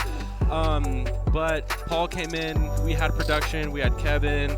It was a group effort, but we got everything fixed, and we should be good now. I don't know. Can you hear me? I don't know. I can hear you. Okay, cool. I can hear you. It's fine. Yeah, and we actually are on the big screen. I don't know if they can hear us, but we are on the big screen. Yeah, so appreciate you guys for sticking around and hanging out with us. The crazy thing is, Vin almost lost to Ronnie as we were kind of doing our technical difficulties. Yeah. He did in a Vin fashion, though. It was 2-1, and I didn't get to see Game 3 because I was doing a combination of like push-ups and going to the bathroom and then eating yogurt. I was doing a bunch of stuff during our break time. But yeah, so I mean, honestly, that could have gone either way. And luckily it was still recorded. I mean, the stream was still on. It didn't have casters because we were figuring out like the mic situation. But other than that, I mean, the show must go on. And up next, I'm not exactly sure who we have, but you know, getting into things. Yeah, MVD I mean, that versus was such a Juice. close game between Ronnie and Vin. Ronnie gets game 1. I'm watching game 2. He just barely loses game 2 to Vin, and then in Vin fashion, shuts it down, opens up shop. MVD versus Juice here, though, ready to take flight. I have to give this one to MVD, but it's only because Juice has been kind of on edge lately, I feel like. Yeah, no, Juice hasn't been having the results lately. I feel like that we're used to seeing him in. You know, usually he's in the hot seat. Usually he's the one who's like breaking out, causing all these upsets. Yeah, and another clutch young gun as well. It's so nice to see him do well. Yeah, he's somewhat become, you know, a hometown hero in a sense. Yeah. Where, you know, again, MVD is just coming back from CEO, placing hot off of 4th place, you know, just losing to Riddles, and, you know, his losses aren't bad. You know, MVD is someone who travels around, does his thing at tournaments, and, you know, Juice now, you know, I don't think it's right to even call him an up-and-comer anymore. Nah. You know, he doesn't do, you know, he doesn't travel. Yeah, he came, he saw, he conquered, as MVD. definitely, but he's at every big event that's in Vegas. But yeah, but he'll defend house when he has to, you know, from the out-of-state invaders. I think he went to the Utah Crown as well, so he'll stay on the. Well, he's definitely not going all the way out there to CEO, but that's MVD, man of the sky. Yep, and Juice, unfortunately, perished into nothing but a controller. Yeah, unfortunately. What was once a growing boy is now buttons. Shout out to on a chair. our newest ESA, Addy there, looking to help us out here at the esports arena. Who's Addy? Right here, behind.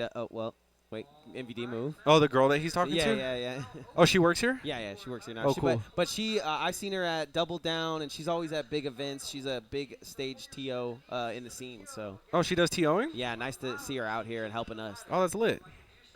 That's a top 10 pickup, rookie pickup. I assume she's not on the clock right now, considering that she has a drink in her hand. Nah, she's chilling. Big chilling.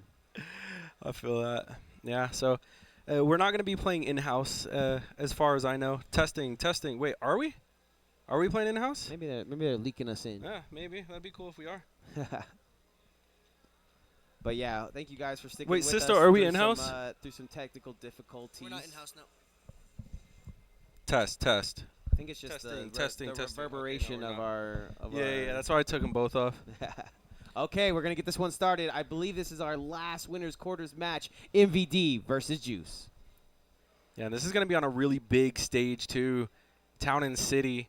So this is going to be a lot of space for Juice to mess around with and try to avoid those grenades. But also, like you're seeing there, MVD has a lot of platforms to set up his C4s. Yeah, but just so, Juice has a lot of places to get out of that damage area that can kind of hop around, jump, skip away from MVD, throws him up, little clap.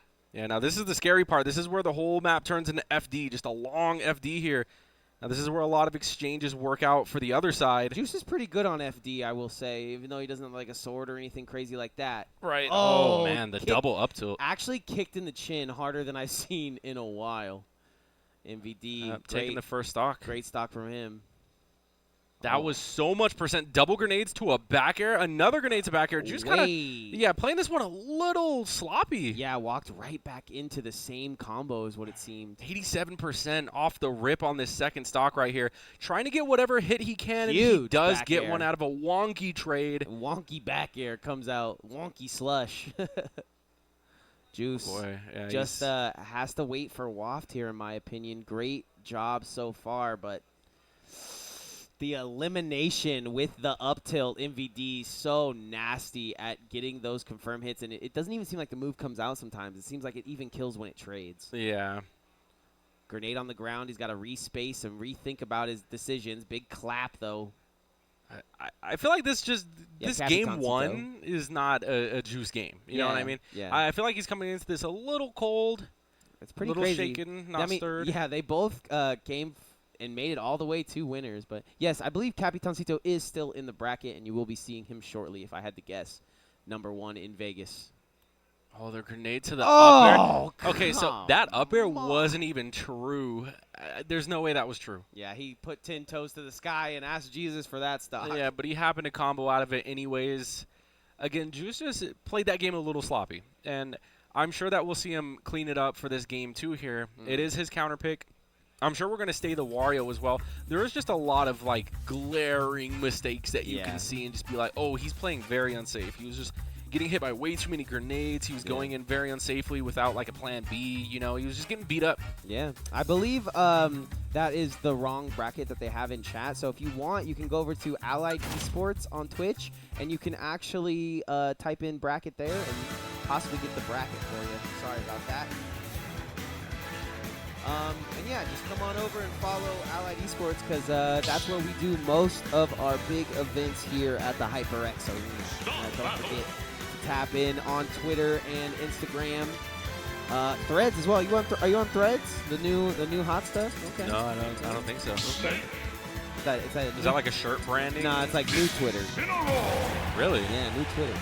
Interesting. Nope, never heard of that. But yeah, after a dominant performance from MVD, we do have Juice switching over to the Incineroar. I guess he doesn't feel like doing all that stuff with Wario right now. So the Incineroar, I'm not going to sleep on it. I don't know what it's capable of. So MVD has to be sure not to sleep on it either. Yeah, if I had to guess, it's the fact that he wants to, take a hit and keep on ticking. And that's one of the things that Incineroar does great. If he knows he's going to get hit, he can activate that counter and do big damage. Just like that. Doesn't get the side B though, and it does seem to be MVD coming off of a CEO run down to wrestle. Yeah, he also grabbed that revenge as well, so that was pretty much a non-factor. Oh, huge kick coming out from Juice. It's kind of nice, this might not be a PR sanctioned event, but I like seeing everybody pull out those secondaries. I think we should have some more of these. We should do a secondary only tournament. That'd be kind of lit. I don't know if this is Juice's secondary, unless you just mean secondaries as in like seconds, thirds. Yeah, just not your main. Oh! That was insane momentum from Juice. I didn't even know that was a thing. Oh, he doesn't get the up air to hit, but man, was it close. He's going to continue to take a beating. 146 to 154. This is looking way more even than the Wario in the back air. Sky J Jr. J Juice Jonas. Insane stuff from Juice. Playing that stock really well, but I mean, MVD puts him in the full Nelson though. Yeah, I mean that's just a guaranteed tilt right there. It's so cool how MVD is getting to wrestle this wrestling cat right now. Yeah. I mean, surprisingly, Incineroar has a lot of great boxing tools. I think right there he just stood on C4 like pop it. Yeah, he had a really good read. What's the choice here? Okay, not bad. Not going to hit the multi-hit, and Juice takes the lead. He died from that. Yeah, Juice is in the lead now against MVD. The tried and true Snake player fighting against this Incineroar that's actually putting in work. I think a snake can kill a cat. Yeah, but I think a cat can kill a snake, too. Yeah, in this case, we're seeing the opposite. Oh, but lands right on the C4. Doesn't have the ability to stop that one from happening, so. Oh, throws him right in the C4. Not if it's Juice Cat. He's out here. Hey, Juicy Cat. Covering his options. He's dead. That's it. Woo! A big spike comes out from Juice, and if it was any time to bring out the Sky J Jonah Juice. Looking strong going into game 2. Yeah, that was a JV2 stock from Juice as well. So he put in work right there. And yes, we are going into game 3. And that's kind of what I was talking about last week, right? We're seeing all these characters. Oh, I'm so good at this character. I only played this character. To see Juice come out and play a little bit of Cat Incineroar, strong stuff. Honestly insane, but not super out of character for Juice considering that he just uses those heavyweights, you know what I mean? Like, I wouldn't be surprised if he has like a pocket Ganon somewhere out there, but now we're seeing the Incineroar, the commitment here in game 3 on small battlefield. It was just a nice little matchup check because MVD was doing his thing, but against this character, it's like it kind of hurts, right? You try to hit him with a Nikita and he eats it up, goes full Incineroar on it. Insane follow. Again, MVD has no fear grabbing Incineroar when he's in revenge mode, which is like a double-edged sword. Because if you mess up, you're taking a lot of damage. But again, no fear is paying off for MVD. Oh, and then he just, speaking of no fear, man, just walks right into him. Gonna get past that. Nikita, though, spot dodge. Not gonna do too much to a grab. Kind of negating the hitbox of Nikita there. Let's see if he can do it again. He's gotta re-grab this leg. He STs for it. Yeah, bad angle there. Unfortunate for Juice, but he still has what it takes to continue to put in the work that he did with Incineroar. But I think King of Adaptation, MVD, is starting to figure him out a little bit here. We'll see. Nice little lariat there. Okay, up air is gonna hit, gonna punish him for getting into the sky. Ooh. No revenge coming out from Juice that time, just decides to air dodge it. We're short hopping little nades. Juice is cooking. Yeah, a little overcommitment as well in the Darkest Lariat there. That grenade's gonna hit him. Once again. Yeah. Juice is trying to look for some type of revenge here, some type of comeback factor. You know, pretty much anything at this point will kill MVD. Yeah, I think he should try to look to get this kill before he starts getting into his revenge and his big damage hits. That's pretty sick movement, though. Oh my god. Under the... Oh my gosh. MVD just too aware. Crawling under the sides is crazy, but he's going to go ahead and go get that kill. I think he should try to have done that a little earlier. It might be a little too late at the moment. Rocket launcher's out. Invincibility on ledge is going to help him out.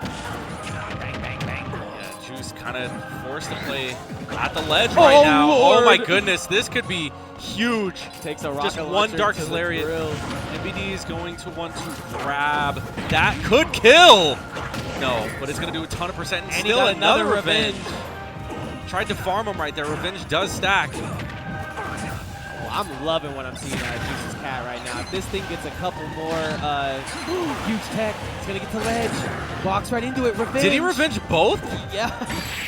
Oh, he tries to go through platform and down air, but for some reason the move doesn't come out, and the reason, MVD's up tilt. Gross stuff. Love, love, love, and hope Juice continues with that Incineroar, because that is fun to watch.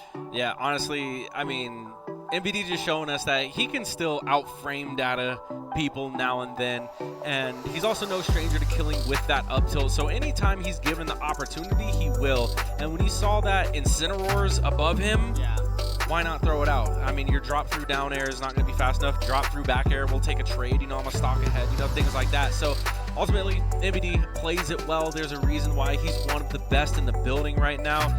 Unfortunately, we do have to see our Vegas homie Juice fall, but there is still a lowers bracket. Yeah, and there's also a little smash bracket going on as well. So if you are down but not out, I think you can continue to play here. And that's what we love about the HyperX Arena, man. Just you can play all day. Yeah, definitely. I mean, it is the esports capital of the world, you know what I mean? This is the HyperX Arena, and it's not just Smash that's going on, you know? There's a Street Fighter tournament happening. I think they do Mortal Kombat, and then the mystery game as well. Yeah, no mystery game this week, but next week I heard it's going to be some hype. Yeah, I know they do Rocket League, Valorant, Fortnite, Mario Kart, and they even have people like paying for PC time in the LAN area right now. Yeah, big spike drop tournament coming on the 30th, so get your teams together for that. Hopefully we can put together a little Smash team. We might be all right. Yeah, we might for like a crew battle? A little something, I mean, yeah, a Vegas crew battle would be amazing. But in Valorant, though. Oh, in Valorant. Because we got some good players. You haven't been playing? In Vegas? Yeah. The only other Vegas player I know who's like actually like good was BTB. He was also top 500 in Valorant or in Overwatch and had a team out here and was winning a bunch of stuff. That's my teammate. Yeah, and he in Overwatch? Yeah. Okay, yeah, because he was also global elite in CS:GO. Yeah, so I mean the dude overall. Well, we miss BTB. Bring back BTB, man. Yeah, for real. Bob the Builder. Up next we have Sonix versus Vin. And you can't hear it enough from Vin, man. He does not enjoy fighting Sonix. I don't think anyone besides Capitancito looks forward to fighting Sonix. Yeah, and well, he had it cut out for him last week. He went against all the Sonix, wasn't able to get that run back, but I know he's looking to do it today. We'll see. I mean, Vin definitely was put on the back burner by Ronnie's Sephiroth, you know, the set before. True. So, I mean, hopefully that did wake Vin up and make him more prepared to fight this blue beast, which is Sonix. Also, the winner of Knockdown 80, Capitancito, was not able to defend house this time. Yeah, and that time. And then I think there was another tournament that happened, and he also got second in that one. So at the end of the day, you got to be looking at Sonix here to win this thing because he is the returning champ. Let's see. Welcome to Winners Semis, ladies and gentlemen. And this is going to be a best of 5 starting now. Starting right now, our best of 5s are some of the best Smash that we have in-house because you're able to adapt not only on the fly, but from game to game. Gets back to ledge perfectly, also gets the hit off. Gonna get all the time to load the knight, but Sonix just says night. Sonic's already looking for those cheeky forward airs that we've seen him do. I thought he was going for forward air there, but he tries back air one time. Yeah, Good spacing down by Vin. Lots of back airs coming out, but Vin not falling into it. Pushes him to the edge. Vin trying to get the neutral to go off. Doesn't get that either. Half a knight. Half off. Oh, my goodness. Sonix seemingly just jumping into the fray with like open arms. Yeah. No hitboxes, nothing, no fear. Timing.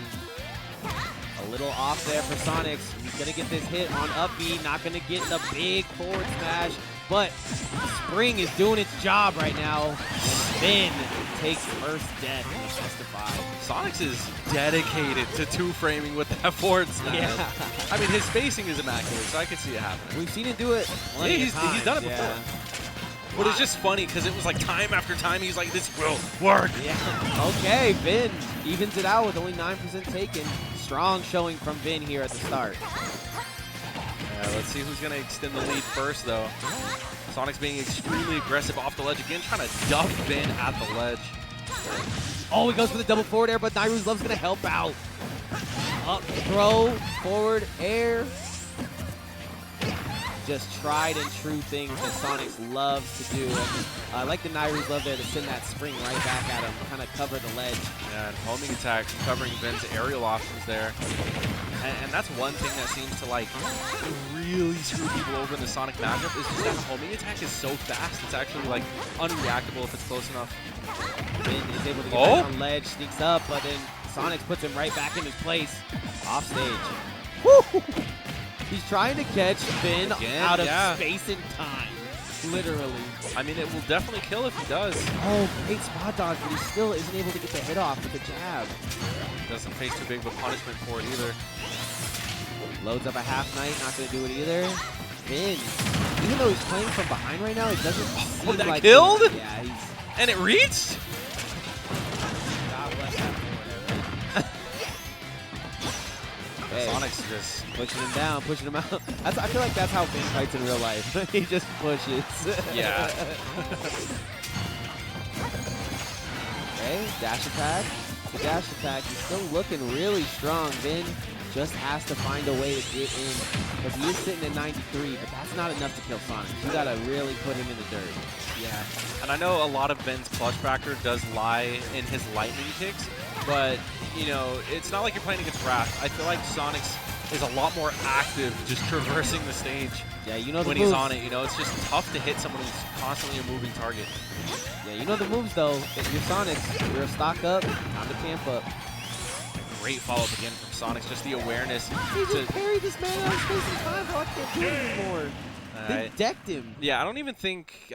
I feel like Vin could have lived that, but I think he chose to just go next there. Yeah, you could DI as hard as you want there, and I don't think he had the time of day. Right. Pokemon Stadium 2 for the run back. I really want Vin to just kind of camp up more. Does that sound crazy? You have to have this Sonic come to you. I'm given when he does get to you, he's going to put his combos in. But right. It would be nice to see him kind of show a little bit more of the character's defense. I mean, the thing with Sonix, though, is that he's actually not camping Vin. He's actually forcing Vin to react and deal with all this pressure at hand here. Nice jab, 3-hit combo. I got some CQC going on. Jab, down tilt, dash attack. Interesting stuff. Sit down. Sit down. Welcome to that fun house.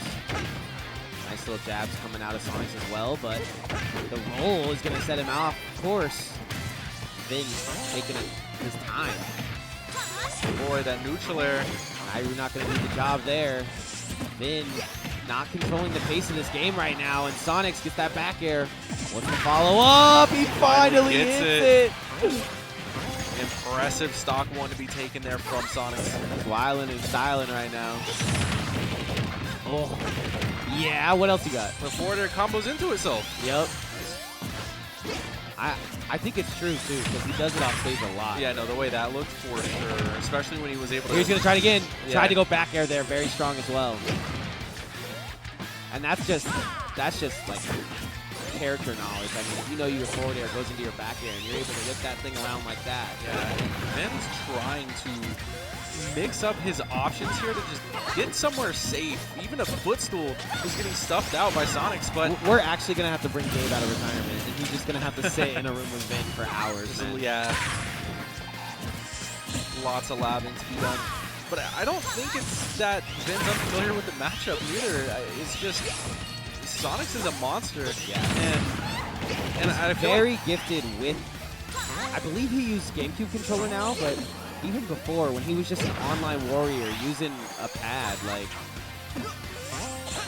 I just don't think Zelda has the best options for handling Sonic, especially someone as pressure heavy as Sonix, which is why Vin usually talks about how he likes Sora against Sonic. Yeah, but this time we're committing fully to the Zelda. You could see, I mean, he started this game, or he started the stream with Sora too, so it is kind of crazy. Just maybe after this one, how this one went, we'll see a little switch up from Vin, but right now it's looking like the Sonic show. Yeah, perhaps. But you can never count Vin out. What am I talking about? Oh, what a read. What am I talking about? You cannot count Vin out. That was a sick follow-up and pretty much evening the game back up. Sonix takes a second to revitalize here, but... oh, the homing attacks are coming out. That's how you know Sonix is mad. Heyo. Here we go. Waits for it. Doesn't get the back air, though. What's up, Erwin? Bang. Okay. Yes. Oh, my God. Half a night. Gonna load up a full one. Tries to get the timing right, but has every option. Checkmate on the ledge right now. Doesn't get the regrab. Finds his way out. Zip, doodle, zippy D. Vin seemingly turning this game on its head right now. Although he is sitting at 100%, needs to get back on the stage, but Sonix is just there with the coverage. Down low. Again. The down low download. Vin says run it back one more time. You think you see the Sora come out? Again sometime. I'm not sure. I really can't say because that was a pretty close game, all things considered. Yeah. I think Sonix kind of figured out what he was trying to do on Sora, but I just like how he's able to kind of fight when he's off stage. Sonix is so good at fighting off stage that it's like you see him going insane off stage. You kind of want to float around, but straight back to the Zelda, straight back to PS2. To save Vin. Yeah, this is just a run back. Yeah, to save Vin is insane. Understatement. Yeah, just continue to do the same things and think a different thing is going to happen, but we'll see. Looks like Sonix tried to bait out the Neighbor's Love as well, but still gets hit by it. Oh, I like this on. Oh, that was really sick. Yeah, the D-Sync tonight. Down throw. What's the choice here? Go for lightning hit. He's going to barely hit it and then take advantage is Sonic. Tries for that 2-frame once again. Jabs it out. Probably going to go for it again if I had to think about it. Oh, takes a lightning kick to the back of the head, though. That one will change your cerebellum.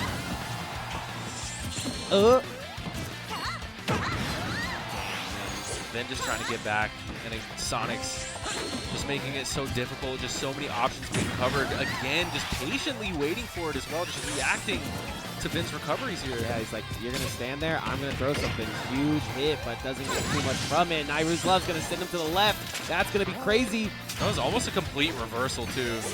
And I think that's what Vin looks for. He wants to be chased down to the blast zone by Sonic, so it just sends completely behind you, the Neighbor's Love. That was a sick play there. Hopefully you continue to utilize that because right now, he's grasping at straws to say the least. Continues to walk into Sonic's grabs. Back to the ledge again. And this is where it's scariest for Vin. And I feel like this is one of Zelda's flaws as a character, is just her ability to handle ledge pressure isn't the greatest. And that's why he was amazing against Grandmaster. And it's been kind of crazy not to have Grandmaster in the building. But it's not a free paycheck anymore. You know, we got everybody from every little city coming down to shut down. So what is going on down there? Tries to go low, can't go low. Absolute great shielding coming out of Sonix. Ooh, that was a scary looking recovery from Ben, but we are still living. Winding that thing up, letting it go. Dang, man, that thing is just a cannon. Nairu's Love gonna send him back to the stage. He's able to get back on stage, but for how long? Ben tries to put something together, a little half night. Nothing's working for him right now. He is in a very good defensive spot though, but just one jab or one. Oh. Yeah, that's the lingering hitbox, the late hit of Sour Spot Nair, comboing into a forward smash to kill, and somehow the spin dash. Oh no. Okay, is able to get away just in time. Okay, we take a stock. With a knight. That is a shook knight to get one stock there. Ooh. What is the choice? What's the option here? All right, just challenge it head on. All right, Ben. I was like, I just go at it, I think. I see you. Man, oh boy. Mistimes that down air, and just like that, he's at 77. At this point, the way that Sonix is playing is that he's honestly just kind of reacting. Yeah. Just playing it. I haven't said this in a while, but that kind of rule of thirds distance, where he's just kind of sitting on one side of the stage, pressuring Ben to do something, and as soon as he chooses an option, Sonix is there with the punish. Yeah, loading up Knight, though, is a good option in my opinion. He just needs to have the follow-up, because the follow-up right now is Sonix just throwing his body at the Knight, and it crumbles it. So, this is going to hurt. Yeah, homing attack yet again, putting in so much work. Even though it doesn't do a lot of percent, like the fact that it... Oh my god, the call out. He's sprung onto the ledge, gets back onto ledge, and then throws an up smash. That was such a broken ankles moment for Ben, and Sonix takes it insanely handily 3-0. Yeah, impressive showing from Sonix right there, and you don't really expect anything less from him, you know what I mean? I feel like overall, Vin was dedicated to the Zelda, you know? You didn't see him switch up, you didn't see him go to the Sora, and honestly at some spots it was looking pretty good. You saw potential comeback there, game 2, but overall, I feel like Sonix very much so showed us why Ven doesn't prefer Zelda in that matchup. It's just the pressure that Sonic is capable of doing to Zelda at the ledge. Like, where do you go? You know, you don't have too many options. Yeah, it's the pressure and it's depression, but I have no doubt that Vin will be able to round this one back in, and we'll see him getting back to it. Big shout out to Asti Champ in the building. You already know. Actually, he's out of the building, but big shout out to him. We are going to continue this bracket getting going. I wanted to ask you, Bo, we've seen continuously people get better and better and better in the arena. Who do you think has gotten the best out of all of them? Is it Clay Tito? Is it someone like Juice who's throwing new things in the wrench? Or is there somebody else that you think we might see in this top 4? Because I think top 5 for PR is kind of set right now. I think the person that has the most impressive showing out of, you know, the most improved player. Right. So the person who has had the most impressive showing that's like pre-PR going into the PR, in my opinion, has been Illusion. Because again, he's had those moments where he'll beat Ven. You know, he'll beat Capitancito, well, not quite, but you know, like he'll just do these amazing things. And honestly, if he can just channel that type of gameplay all the time instead of being, you know, inconsistent, I feel like, you know, he can easily be top 5 in Vegas, especially using Zero Suit. You know what I mean? Like, that's a character that that doesn't have really any representation other than Illusion. So, yeah, to answer your question, I would say he is the most improved, and he could get better. Yeah, there's just a little mental block going on that's preventing that. I'm going to go Clay, because Clay kind of came out of nowhere with this box, and he's been kicking butt, making it on list after list. So, let's go Clay. Maybe. The funny thing is about that is, like, every time he gets on stream, he does lose that set, though, on stream. It's like his stream time is like an L. Nerves. But, like, off stream, he might be a like, little even when he takes that L, like, we watch it, and then I'll look at the list, and I'm like, oh, he still made it through losers. Like, he still did a really good losers run. Yeah. So, I would definitely be scared to fight in this bracket, but not that box, so I'm finding that box, and I'm sitting on it. Capitancito versus MVD. Now, this is going to be the second part of that winner semis. This is going to be a 3 out of 5 game here. Okay, so something to note here is Capitancito is able to go charge shot here, so he thinks he's going to have some time away to get those charges off. He picks up the nade, sends it right back at him. Yeah, so Capitancito is definitely not someone who isn't going to counterplay those nades, you know? But so far, CQC has gone to the side of MVD, able to rough him up a little bit when he tries to shoot. Hot set alert, agreed, Asti. What's the follow-up here? Just goes in, gets a dash grab.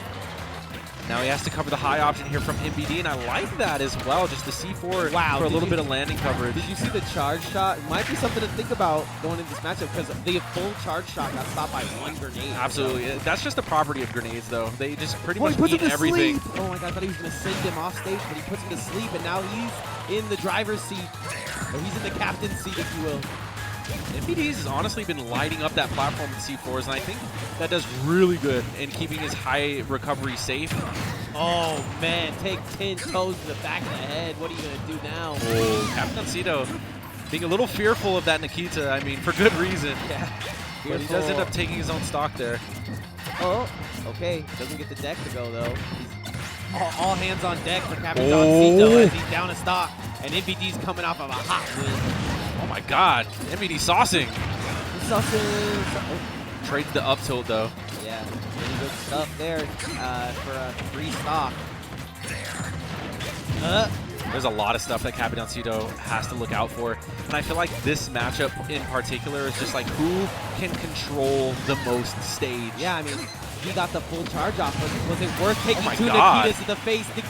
Nikita on the track. Yeah, honestly. Insane showing and sniping from the Nikitas from MVD as well. Again, just so much dominant control here that Capitancito kind of having a hard time getting in. Yeah, you gotta respect the fact that MVD's spacing is able to get in and get in with damage. Oh, I like that from MVD. Also just pulling back right there, not trying to be too aggressive on the shield. And this could, this is a best of 5, so we'll see how Capitancito can adapt.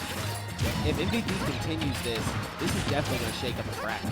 Out of all those fireworks that just happened, not a single one hit MVD. It was surrounded by 3 different explosions. Ooh, oh my god. Happy 4th of July. The 4th of July buff going crazy. Explosions everywhere. Yeah, and MVD tried to actually stick the bomb onto Capitan, but he falls through the platform, so great movement, great awareness. Gets a grenade to hit. He's in advanced state.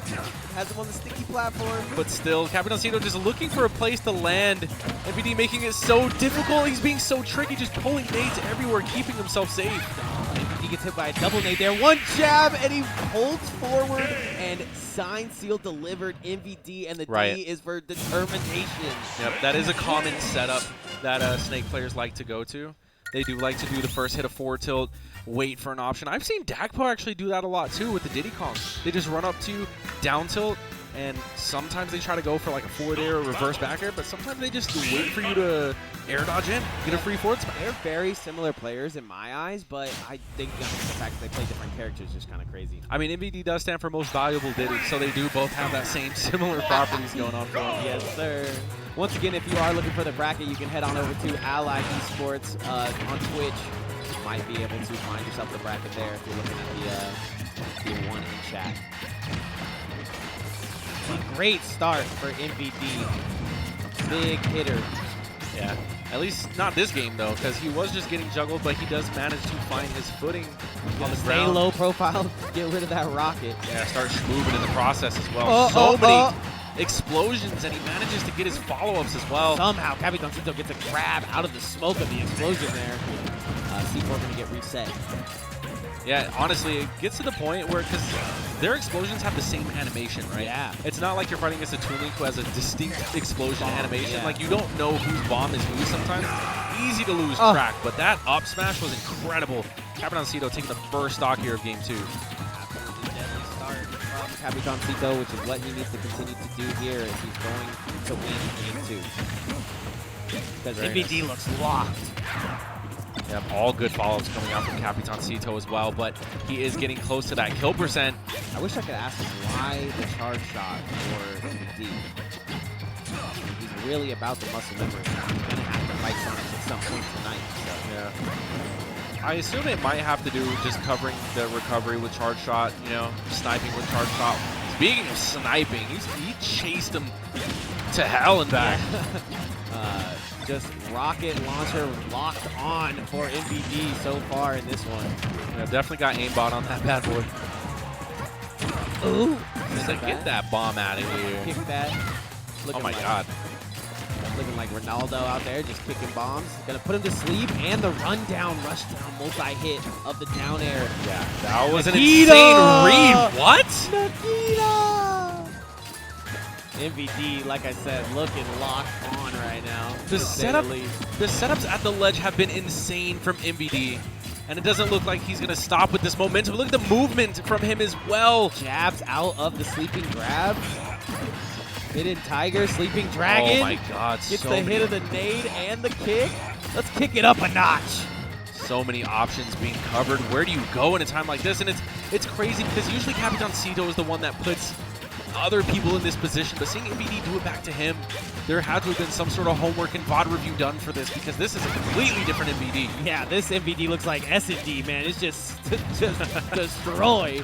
I don't know what they put in his beard down there. Yeah. Jeez, he is cooking. Search and destroy. MVD on a hot start to the set, but if I know Capitancito, he's going to try to reclaim that captain's hat. Like, honestly, this is looking to be in the works of a potential 3-0, which is something that we haven't, I don't even think we've seen MVD take a set off of Capitancito thus far. Yeah, it's so crazy to really go into the psyche of everything. You know, we always see Capitancito do this to other players, and now you're on the reverse foot. How can Capitancito kind of envision this victory when you're down 2-0? I mean, if anyone's going to do it, it's probably going to be Capitancito just because we've seen him down like this before. And against other notable players too, like Sonix. So, I mean, this isn't unfamiliar territory for Capitancito, but the way MVD is playing, man. Yeah, and Capitancito just got that looming tweet ready to go from Sonix. Just waiting for that to come out. Like, dang, bro, you couldn't even make grand, bro. Yeah. I have keep their back and forth. You know what I'm saying? I don't know how long it's been going on, but I saw like 3 It's crazy to see because I know they gotta be. It's just mutual. I mean, they know each other for sure. It's definitely like mutual respect from Rocky. I wouldn't say they're friends. It's like what Gary says to you when you're just pulling up for that first battle, you know? Don't compare Sonix to Gary. I hope they don't have a Gary and Ash thing going on. That's so toxic. I think they do, bro. I just pull up with like 15.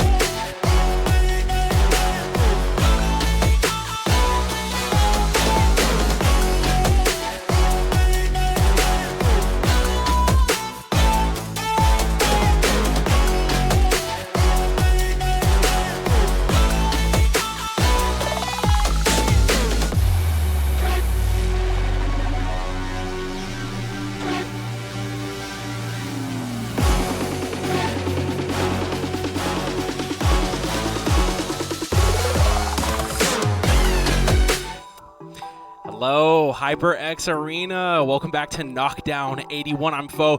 This is Nick. You already know what it is. We just got done watching an epic winner semis match between Capitancito and MVD, where MVD was able to take it 3-0, which is pretty spectacular. Yeah, I walked downstairs. He goes, "Am I nasty or what?" Yes, no, he most certainly is. Like I said, I don't know, who put what in his Wheaties this morning, but whatever the case may be, he came in and he did his thing, and now he has a shot up against Sonix, who is our Knockdown 80 champion from last week. I think it's really just a distribution of nerves, right? When you go to something like CEO, you're in a ring. It's not the arena, but you're in a ring.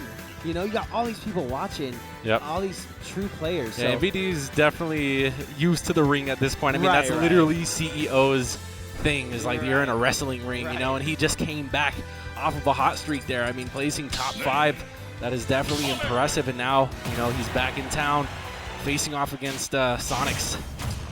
One of the most consistent first placers out here. I feel like Sonix went to a CEO as well before, so if not just this last one too. But yeah, starting this game off, winners semis is 2 of the best players I've ever seen. So good start and good show up and turnout for Knockdown 81. Already starting it with the jabs. I mean, he took down Capitancito almost seemingly, so going right into Sonix might be a little bit of a gut check for MVD. I mean, dude, the Caribbeans are out strong today because, MVD is also Puerto Rican, So, you got Puerto Ricans, Dominicans, it's an Islander top 4. It's looking like, well, I guess top 3 technically. Who else would be in? We got the Island Boy. Yeah. Ooh. Well, I don't think he's from Puerto Rico, but he is black and Puerto Rican. Oh, MVD still looking strong even against Sonix here. He's moving with intent. Yeah, this is just a different MVD. He tries to snake his way up. No pun intended.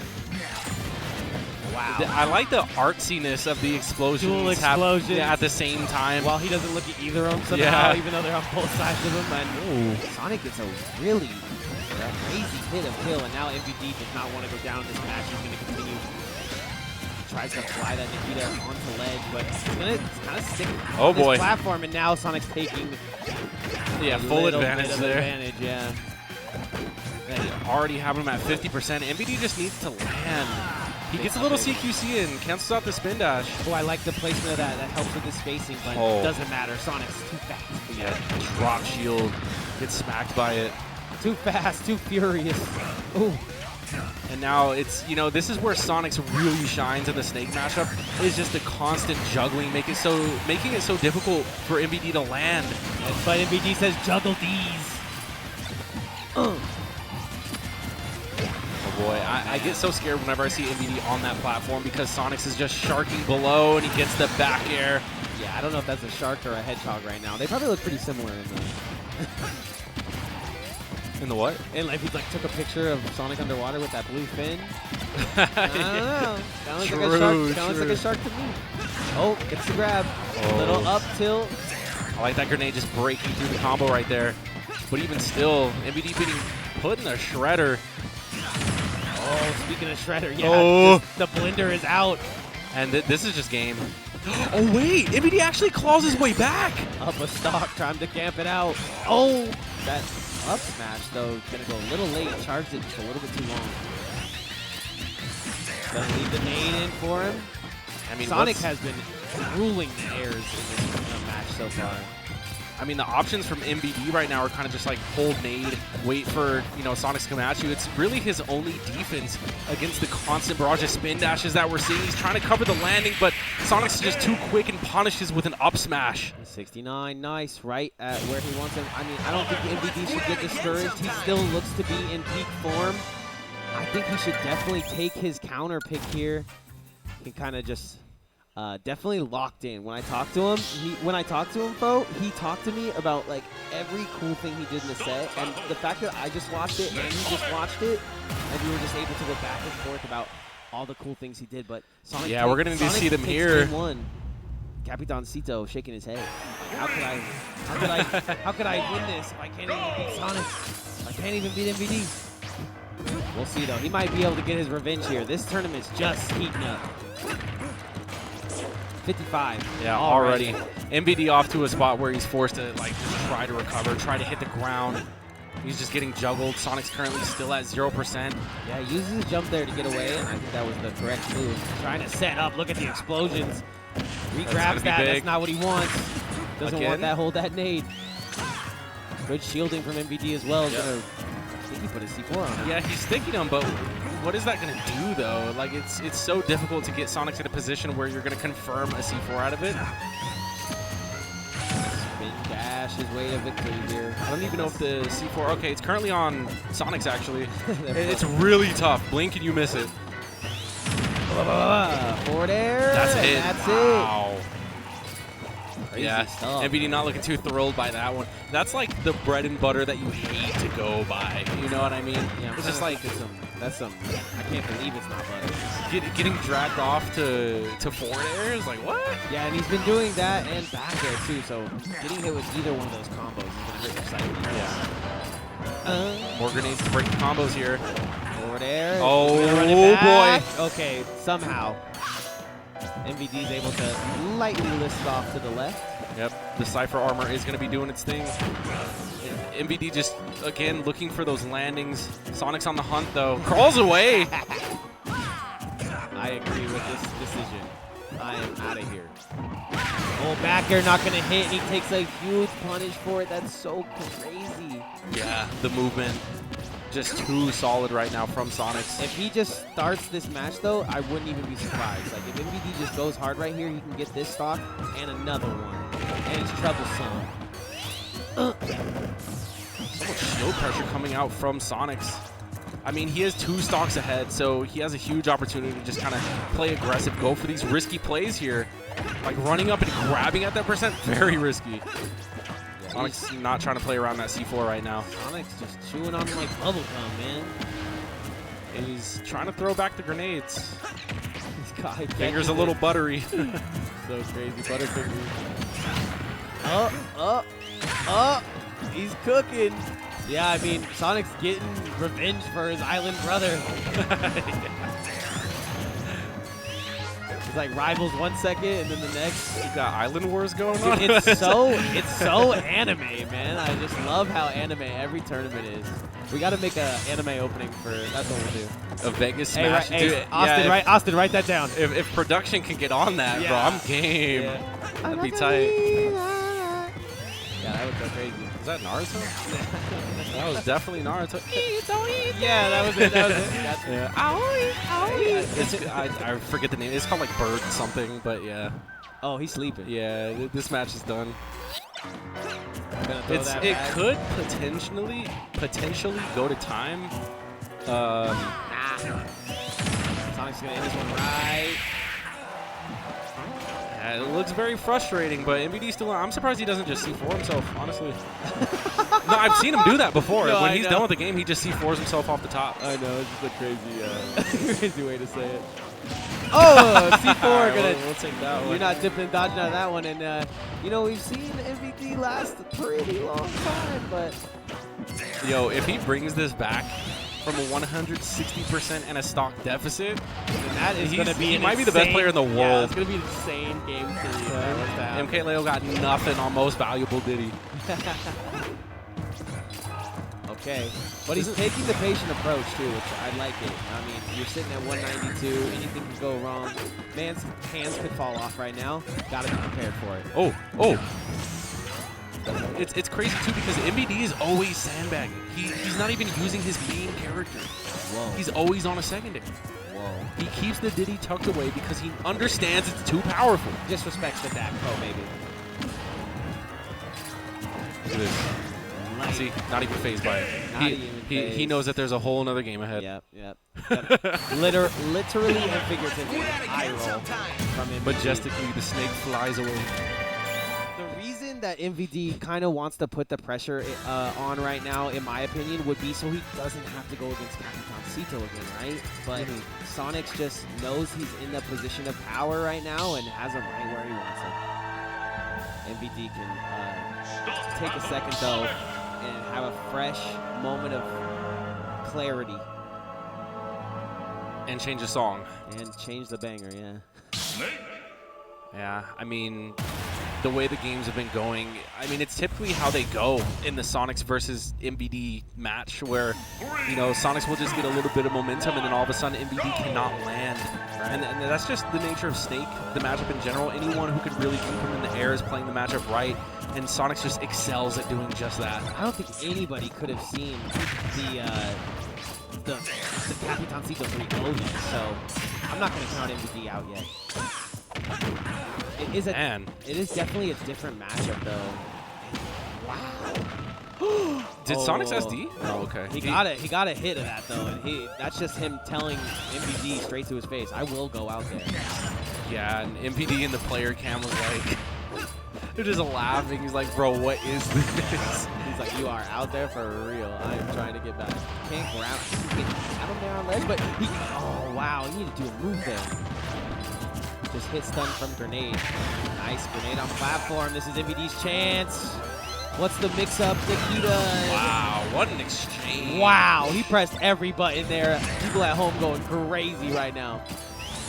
MVD definitely needed that. Yeah. And Sonix answers back immediately. It's okay, man. At least he doesn't have to do what he did last time, and that's chase this rat around. He can kind of put his combos while Sonic brings it to him, but aerial dominance shown from Sonix early on. MVD was just trying to mash some sort of grenade or something out of it. Jab reset? Oh my god. Forces the air dodge too. What in the world are we witnessing? Okay. Multi-hits everywhere. That was a pretty tough sequence from Sonix right there. That was so cool from MVD too. Puts down 2 grenades, blows up C4 there. It's just explosions of plenty. Forward air, not gonna do it though. Really good DI. Doesn't matter. He's getting chased down by the homing attack. There's really not many places to go at that point. Man, homie attack, not being the homie there. Bomb. Stupid bomb. Just throwing snowballs at him, but snowballs are just filled with gunpowder, however. Okay, does it? Wow, look at how many buttons this man is pressing. MVD just laughing and shaking his head. That's a GG. That is so crazy, and now he's probably going to have to go up against Capitancito and losers at some point, too. Right now, it is Frog versus Ven, so I believe we actually do have a bit of downtime. I see Juice fighting Illusion. I see Frog fighting Ven. So I think we are pretty pushed back as far as the bracket goes. I don't know. I'm not looking at it right now. I'm actually just looking at these talented young lads playing right now. But I gotta say, I feel like when it comes to Sonix, I feel like his play style, like everyone has counters as people, right? So like, it's that mental block thing where it's like Larry, for some reason, Larry hates fighting Ness. Give him any mid-level Ness, he'll probably get scrapped, even though Larry's like a god, right? I feel like MVD loses to that extremely aggressive play style that Sonix brings to the table. You know what's crazy too, when we saw the matches with Capitancito and MVD, like even when it was like fresh, when it was just happening first, I still felt MVD was kind of strong in that match. Capitancito obviously wins out a bunch of those times, but that 3-0 is so crazy, and then MVD immediately after that 3-0 takes the kind of happiness and then takes one on the chin. Yeah. See if his mental fortitude has what it takes to get through the rest of this bracket, because you can see him there kind of shaking his head a lot of the time. Oh, definitely. Okay, we just got a word from production that we are waiting on some matches here. So Ven versus Frog, and Sisto, is Illusion versus Juice also a match we're waiting for? So Juice and Illusion, they're both out. Okay. Okay, so Juice and Illusion are out. They're just doing friendlies right now. But the winner of Ven versus Frog fights Capitancito. So we'll be right back with more Knockdown 81 action. That is more coming your way right after this. Peace.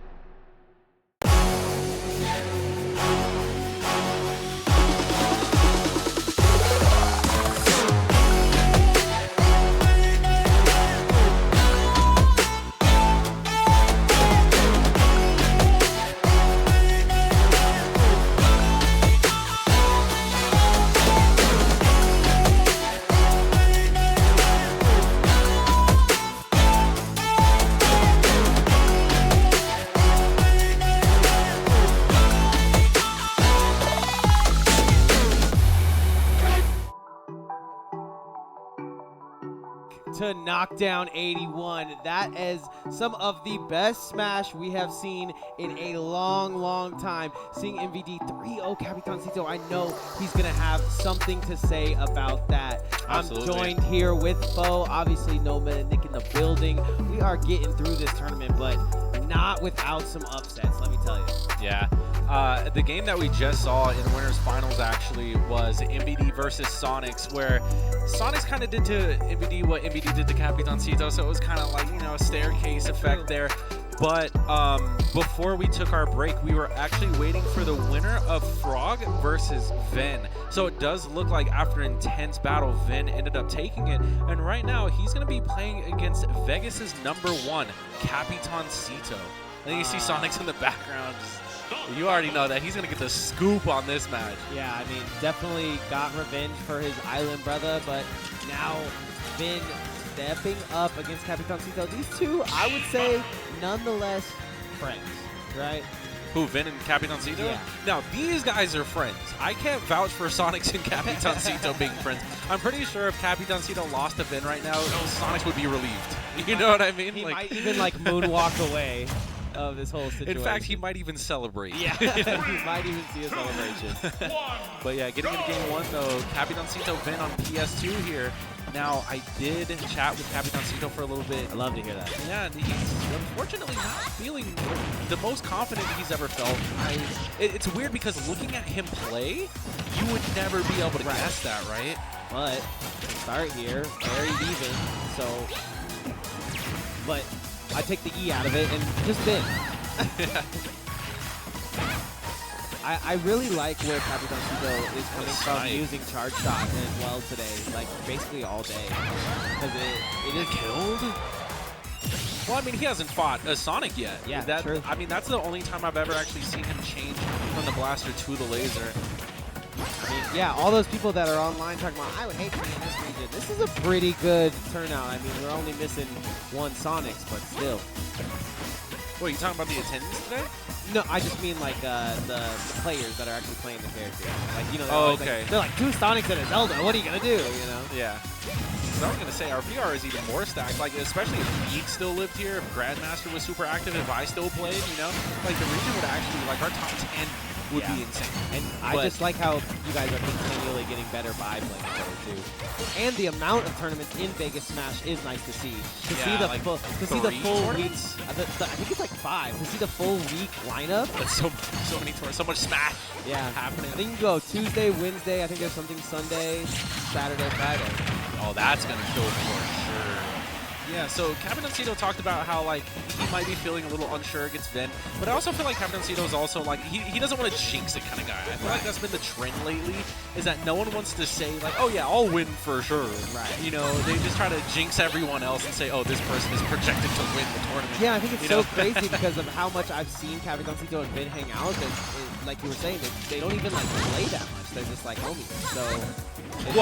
Is what they were saying. Yeah, I don't know their work ethic or how much they play outside of, like, tournaments. Yeah. I know their food ethic. It's ethics, right? Yeah. Is epic.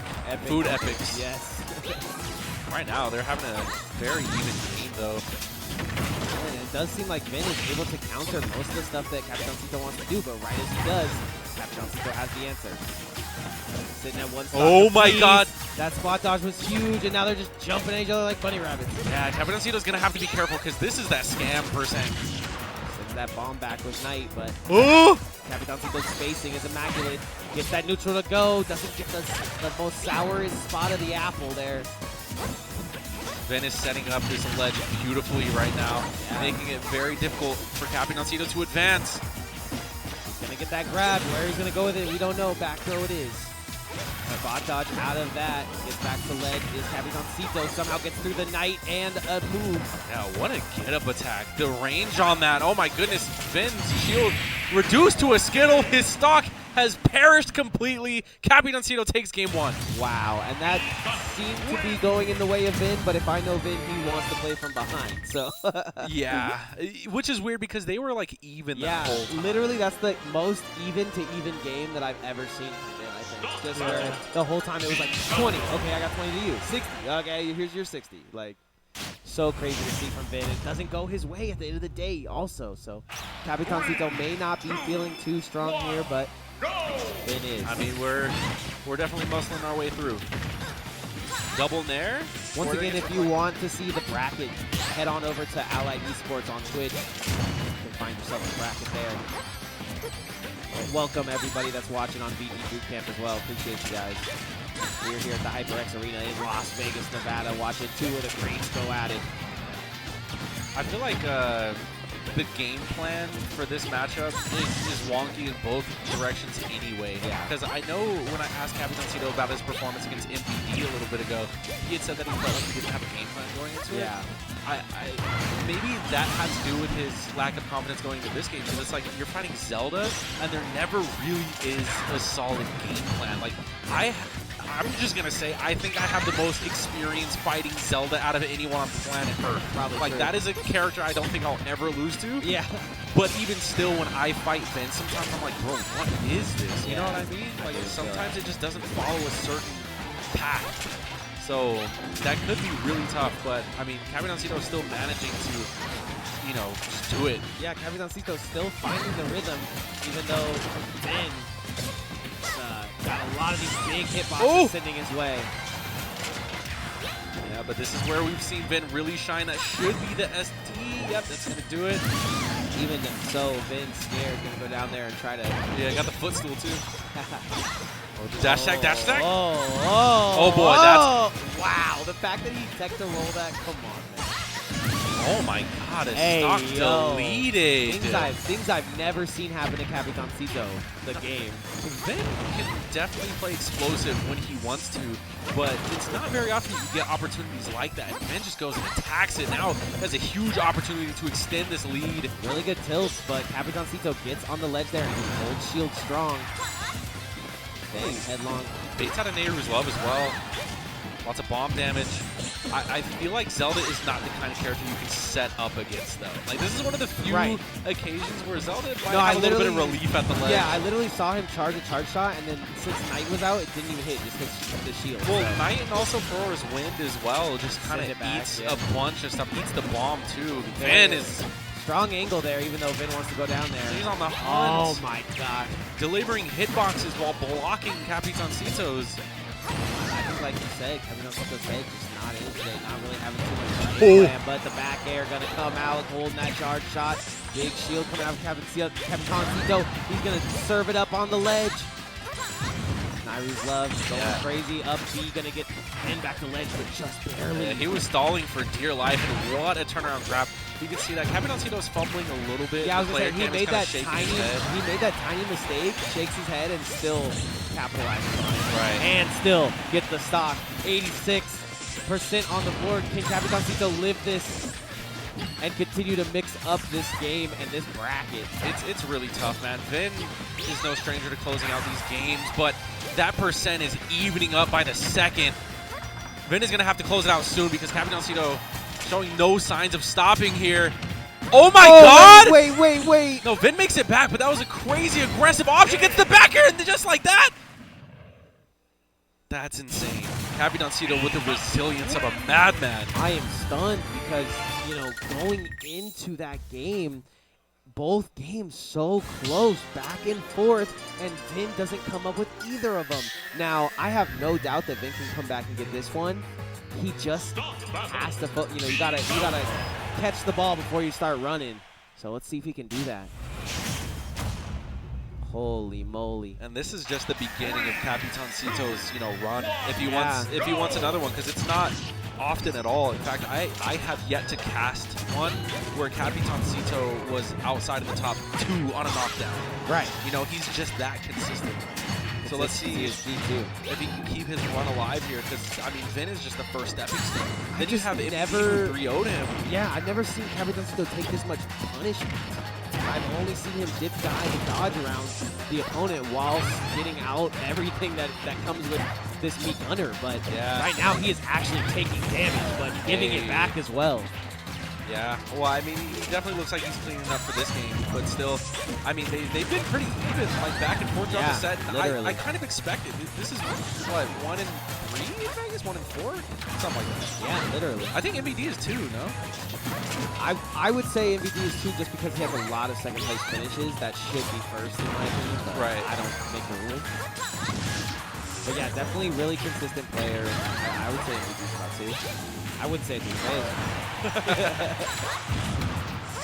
I mean, probably not after this tournament. With how he's playing. Yeah, he's playing out of his mind. Worlds collided on Vin's face right there. That was bomb, dash attack, missile. That was a bunch of stuff. Ooh. Vin just kind of looking for the lightning kicks right now. You can tell when Vin abandons neutral and just starts full hopping that he wants the kill. Yeah, he definitely was able to get in with a couple of hits there. He gets it though. He wanted. Iris Love takes a huge blaster to the face. Here's that knife being set up, so now the wall's coming up from Vin. I like having charge shot here because you know Vin every once in a while is going to want to camp up, and once he does, Capitancito has time to charge up. Going to dash attack through. Knife being set back up, dash attack. It's going to put on a lot of percent, and that clips! Snipe! I don't know if he felt like he was out of range or if he was in too much in-lag to air dodge there, but that's going to be great for Vin. Might have just been a little bit of mistiming there, which is, once again, uncharacteristic for Capitancito. He escapes the nair? And there's no better way to come back than from a 2-0 deficit. Vin looks strong and ready to take this third game. Wow. Nice. Tried to farm for it there, didn't get it again. Tries to go for it again, doesn't get it. There's a lot of kill moves being thrown out on the side of Vin. Capitancito is trying to just fight his way to the ground. He doesn't walk forward. If he would have walked an inch to the That left. should do it. Yeah, but okay, kind of looked like he might have been able to live that, but I don't know which direction. Really good stuff to Vin, our player who always loves to play A Vegas native. at a deficit. Gonna guard. Yeah, he into lost our, the first stock, right? Yeah. Yeah, sounds about right. Gonna go into our game 4. Vin looking strong. Capitancito, I mean, searching for answers even though he's up 2 games is a pretty crazy statement.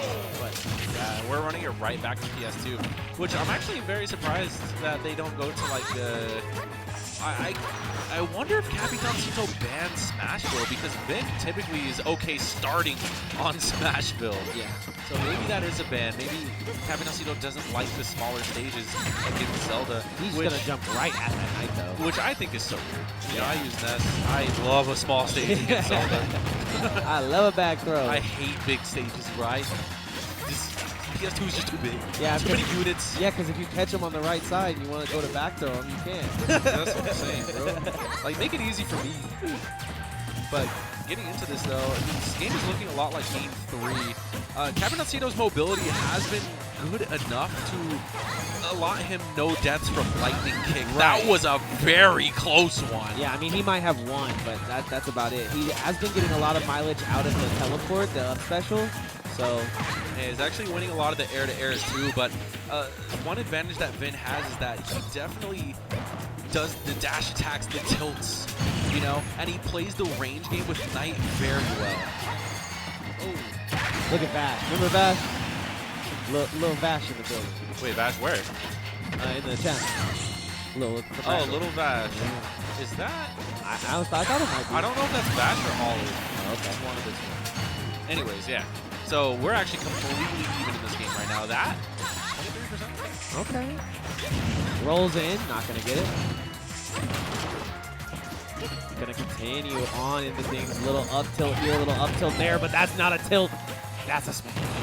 And a back air Wow. too. Flames. Lots of huge hits coming out from Capitancito and punches with an F tilt too. Vin being a little angsty on the shield here. I mean, this game has been even throughout the entirety of it, but I think this is the biggest lead that we've seen, so look for Vin to win this one. Just lets his opponent have a lead. No tech, but he's able to get back. Vin is a recovery genius. I don't know how he does it, but the Long only times arms, I really baby? see him get gimped is when he SDs himself, which is still very rare. But Capitancito is still handling this. Yeah, I mean, I don't know. I would love to say Vin was able to bring this one back because that's what Vin does. But it's starting to become out of reach. Oh, Vin's just kind of starting to get called out from coast to coast now. Back throw. Knight's gone. Knight cancels it out. Yep, there's going to be a little bit of delay for the Knight to come back, but here he goes. Then with the setups.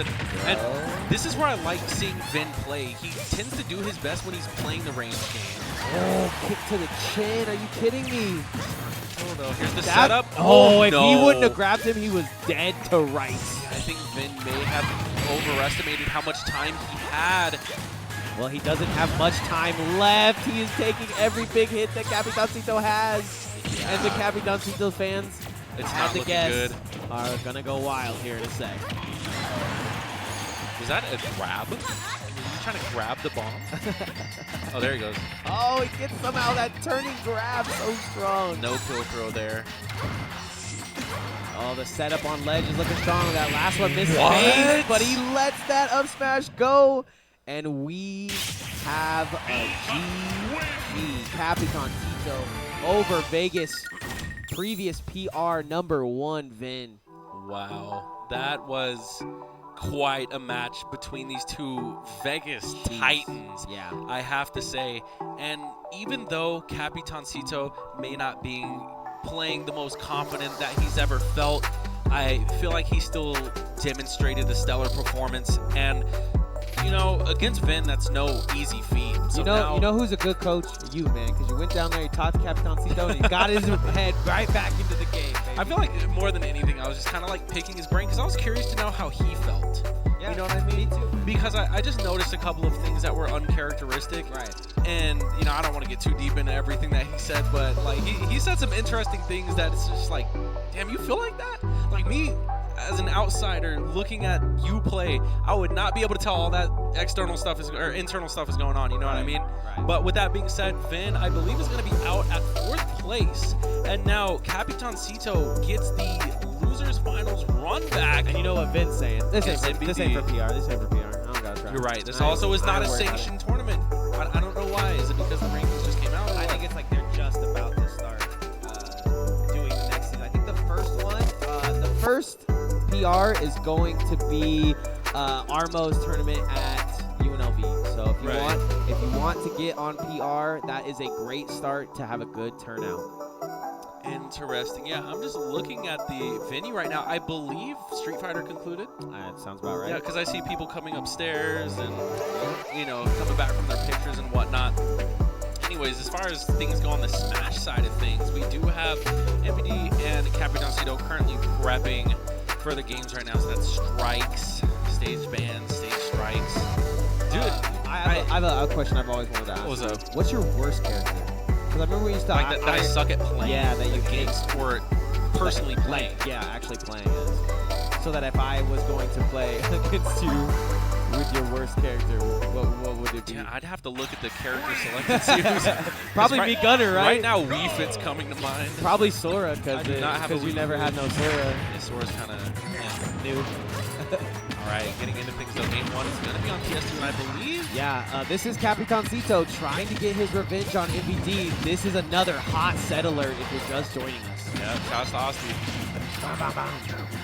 Now, the set that we saw before, where Capitancito and MVD played on the winner side, MVD just had so much control of the map, going in with his grenades, his C4s, just his aerials too, his follow-ups off of his bomb, like neutral air, dash attack, things like that, were all just there. So let's see if Capitancito may have woke up a little bit. That was a little low. He's going to have to reset himself, and he does. What a pro. Yeah, but he still has no jump. He's going to have to air dodge back on, and he does get challenged by Capitancito's up tilt. Okay, like I said, the first thing I would do if I struggled at a tournament was walk right over to Poe and ask him what's good. And yeah, Capitancito starting this one out strong. To be fair with you, I have nothing to tell Capitancito. Yeah. It's literally just a matter of, dude, just play, like, you're not playing confident. If you play confident, you're fine. MVD is someone, on the other hand, who I feel like has been extremely confident throughout this whole And he was very happy about his win previous to this I'm one. sure. So Right now, those. Trying to get back to it once again. This spot in Grands is not secured. Job not done for sure. Oh, rolls back into the up tilt. Really good equalizer, and we know MVD's got that heavy character, so time to put in some work if you're MVD. Incredible patience. Take those work boots and put them to work. Yeah, the slow forward air. It's such a tilting move to get hit by because it's so slow, but like you'll just jump into it. Yeah. Oh, can't catch him on the ledge there though. Back air not gonna hit either. Quick grab. Oh, again. He's dead. It's just so you don't expect it most of the time, but that's like a mechanism that Snake players have developed to stop them from getting gimped. It's just the rising forward air technique. Fire. It is a forgotten art. Well, if I had to guess who knows all the forgotten arts, it's you and MVD. Yeah, and right now, MVD turned this match on its head. Yeah. Currently in the lead when he was at a full stock deficit at one point. Shout out to Capitancito, though, because he automatically goes and gets that stock. So that to make this one even, the percentage has been put on by MVD, though, and now he can start to smell blood in the water. Absolutely. Capitancito just trying to play this one safe. All the while trying not to take too much damage from these nade exchanges. I thought he was definitely that. Nikita. This should do it. Wow, he even juked himself. This could be. Wow. Follow. MVD's followed. Yep, that's going to do it. Wow, just like you should do to HyperX Arena and Allied Esports on Twitter, he followed him with that rocket. Beautiful stuff for the first game for MVD. Down, but not out. Yeah, that's also kind of a heartbreaker as well for Capitancito because, again, he was playing that so well, but just the clutchness of MVD in those moments to just reverse the game when it matters. Yeah. He's going to do just that, and he's going to take game one off of it. I agree, Pick. The tables have time. the tables, if you will. The bells. It's fancy tables. The bells. Unbelievable start for MVD, but we have to find someone to win 3 times, not just once. I like the counter pick from Capitancito. He's going to go to Kalos, but I think MVD has had some Kalos experience and doesn't hate it. I believe he does like Kalos, yes. So this isn't unfamiliar territory for the kid. Right. Also, I feel like this is a little bit better for Capitancito than Small Battlefield. I feel like Small Battlefield was just not the best performance that we've seen from Capitancito. Yeah, I mean, I hope MVD's tweeting, hey, want to come watch me beat up Capitancito on the stream? We'll see, man. Tell your friends, y'all. We do this mostly every Friday, if not bi-weekly. Yeah, if this is a back-to-back victory for MVD, that'll be huge. Yeah, that'll be a huge shot to the gut for Capitancito, who has not been finishing out of the top 2 in any tournament around town as of late. But MVD also hasn't been here too much. He's been traveling around the world, so taking some world-like experience.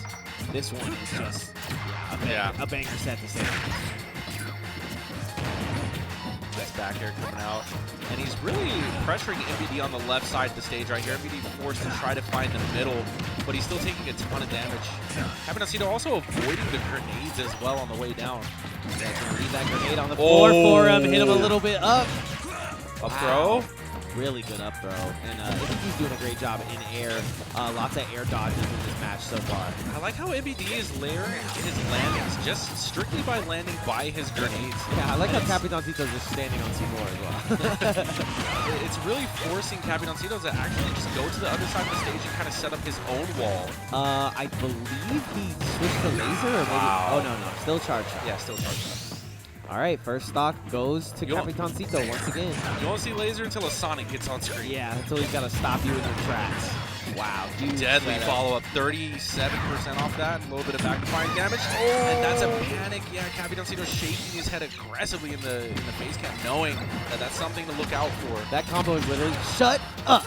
Yeah. Oh, throws the, just throwing snowballs right now, but hurt him a little bit. The dash attack coming out does so much damage, covers so much space. Get out of there, get out of there. And you can see this counter pick really coming into play right here on Kalos. You know, you have those platforms to kind of retreat to whenever the ground is infested with bombs. Yeah, and the captain is so good at sharking those ledges as well. Oh, but he's got him where he wants him. Up tilt. The turnaround up tilt from Capitancito coming out frame 1. still living better now. MVD back to the ledge. Yeah, that was a top player turnaround up tilt for sure. Those are not easy to do. That's an easy punish. That, on the other hand, not a quick turnaround from MVD, and Capitancito takes the lead. Good grab. What's the follow-up? Just grab a grenade. Goes. Wow. Somehow reads that. Great shielding by Capitancito, and now he's got him in the air where he wants him. Shoots the sharp shot so he can't retreat to the ground. Oh, yeah. My gosh. After 62%, MVD does find a landing. But it's really tough. Nice. Great follow-up. I mean, MVD's right back in this one, and this could go his way here. Just gotta keep his head in the game.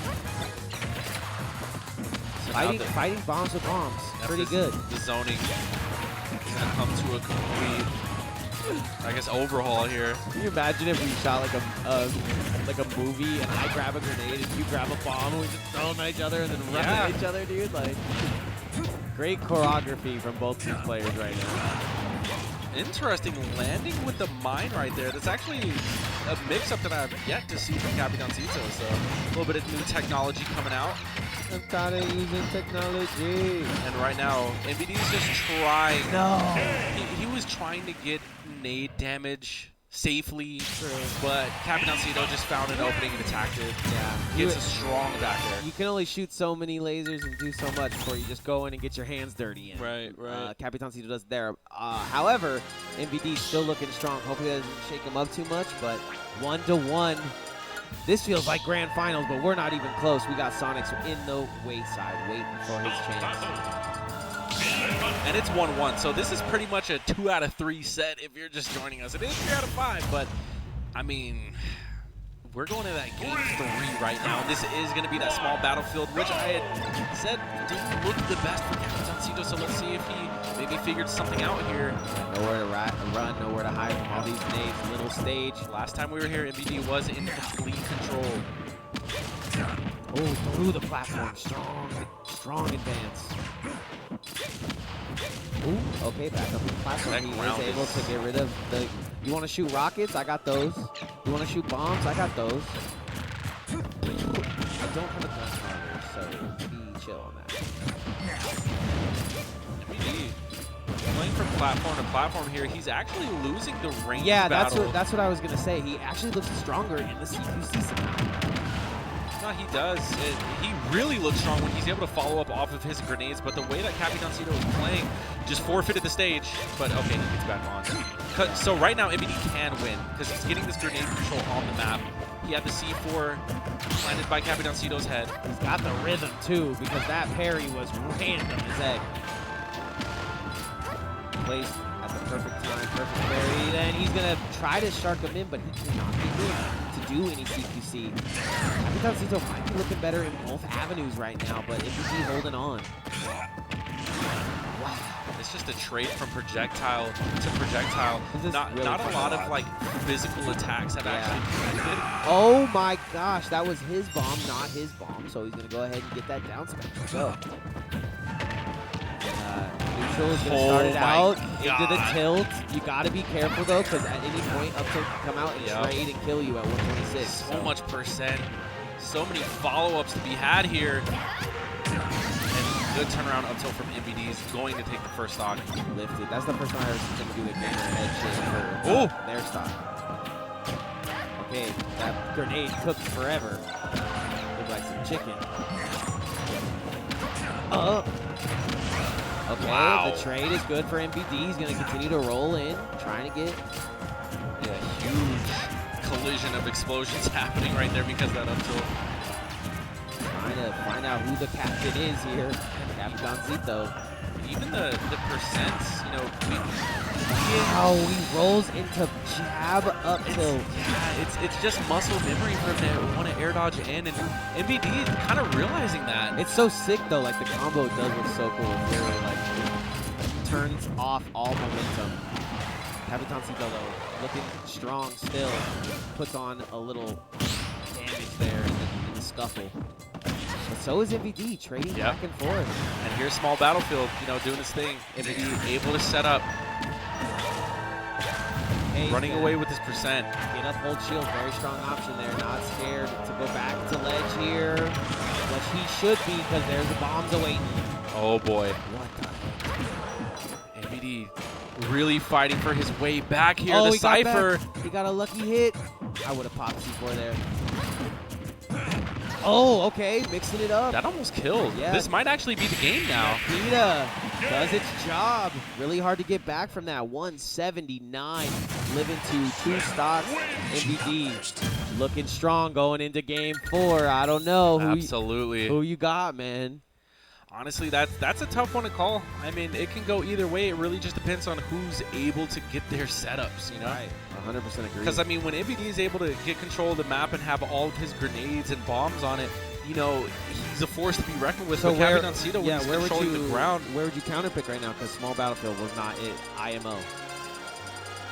I'm just curious to see where Capitancito's going to go. He's just going to run it right back. I mean, probably somewhere that has more space than less. So, I mean, that could even be Hollow Bastion. It looked like that could be Town and City. I think he queued up PS2.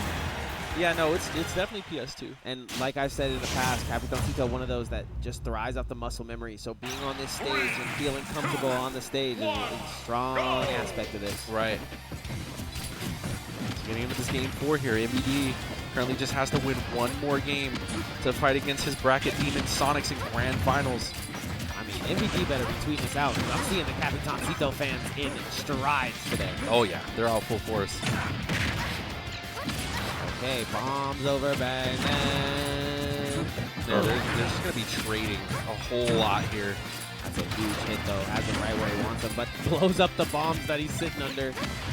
Oh, these characters so reliant on their setups. They're very similar. I mean, not necessarily a moveset or anything like that, but the way that they just play. Just like the concept, yeah. Because the way that they kind of either are decking you in the face and for a kill or throwing stuff at you makes these two very volatile. Oh my God. Volatile as well. We see the 4-tilt coming out from MVD as well. It could be about that time. Wow. The Nakita bait is crazy. And the fact that Capitancito lived, too. Oh, back air stuffs out the smash attack. I wish I knew what MVD was saying. He was just like mouthing something there. Yeah, he was like, I took too much. Yeah, when he got back air. Oh my God. That shield is so low from Capitancito. Okay. Not going to let him on the ledge of the last hit of his aerial. Dominance for MVD in the C2C category. So MVD just setting up once again, having Capitancito at the ledge. He's okay with trading these grenades back and forth, back and forth. All he really shields is these rockets, and charge shot has not been a factor because there is like no time to charge up. So as we see Capitancito go for it there, he gets followed by this rocket. At least he's in. Now he's setting up his zone, like his own defense. It also looks like the way that MVD is playing, it's making it really difficult for Capitancito to feel comfortable throwing out kill moves. Yeah. And this is the first time, except for in a Sonix matchup, that we've really seen Capitancito press to advantage here.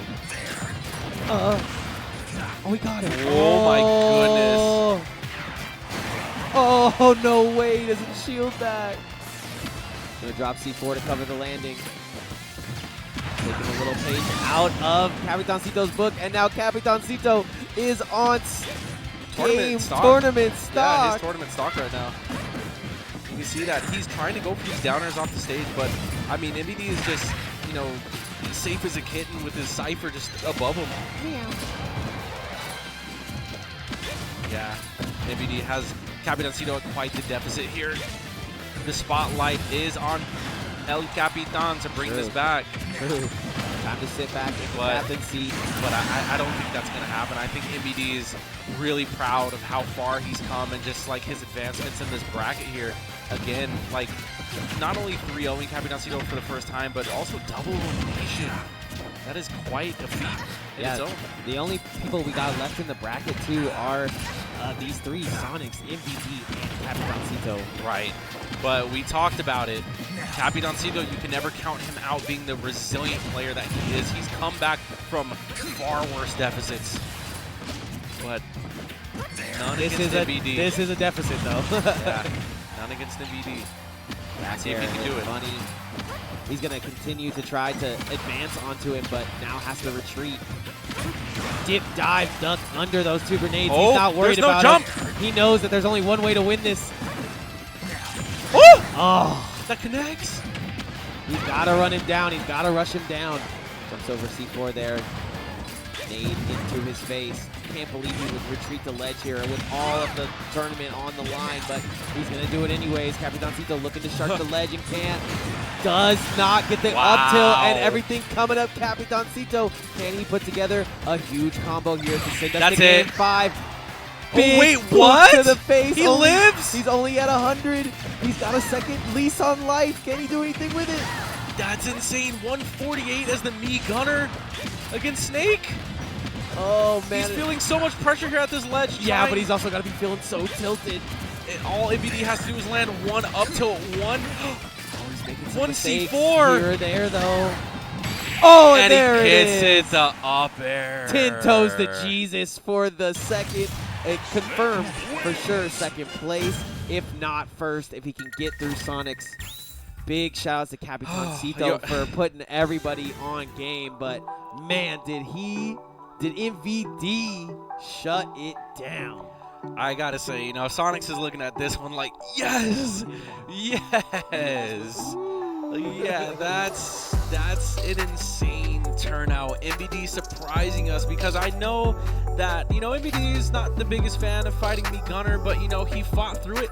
And he did his thing, man. What he's not a fan of is fighting Sonic, and you can tell. I feel like he doesn't care when he fights Sonic because he's laughing, having a jolly old time against Sonic. But when he's fighting against me gunner, bro, he's locked in, gamer posture. You know what I'm saying? Like he's just shaking his head when he's fighting Sonic. So I wonder what the adaptation will be. Obviously, we've seen MVD's ability to make that adaptation, but I mean, on the fly, when you just got, I think it was 2-1, right? That was a 2-1. Yeah. No, wait, 3-1 you mean, right? The match we just saw? No, I meant his previous with Sonix. Did he 3-0 him? Yeah, he did. Dang it. Yeah, it was a 3-0. You talking about in winners finals? Yeah. Yeah, that was a 3-0 for sure. Damn. So, if I had to guess, Sonix is going to be playing at peak form, trying to get revenge for his island brother one more time. But man, did MVD break some bracket demons tonight by getting rid of Capitancito. Yeah, I think both of them played extremely well. And I wonder what the outcome is going to be looking forward to future knockdowns. Because MVD is still going to show up once in a while when he does. But that was I would agree with you. Time. I would agree with you that he is number 2 in Vegas. Yeah, but that was really the first time that we've seen MVD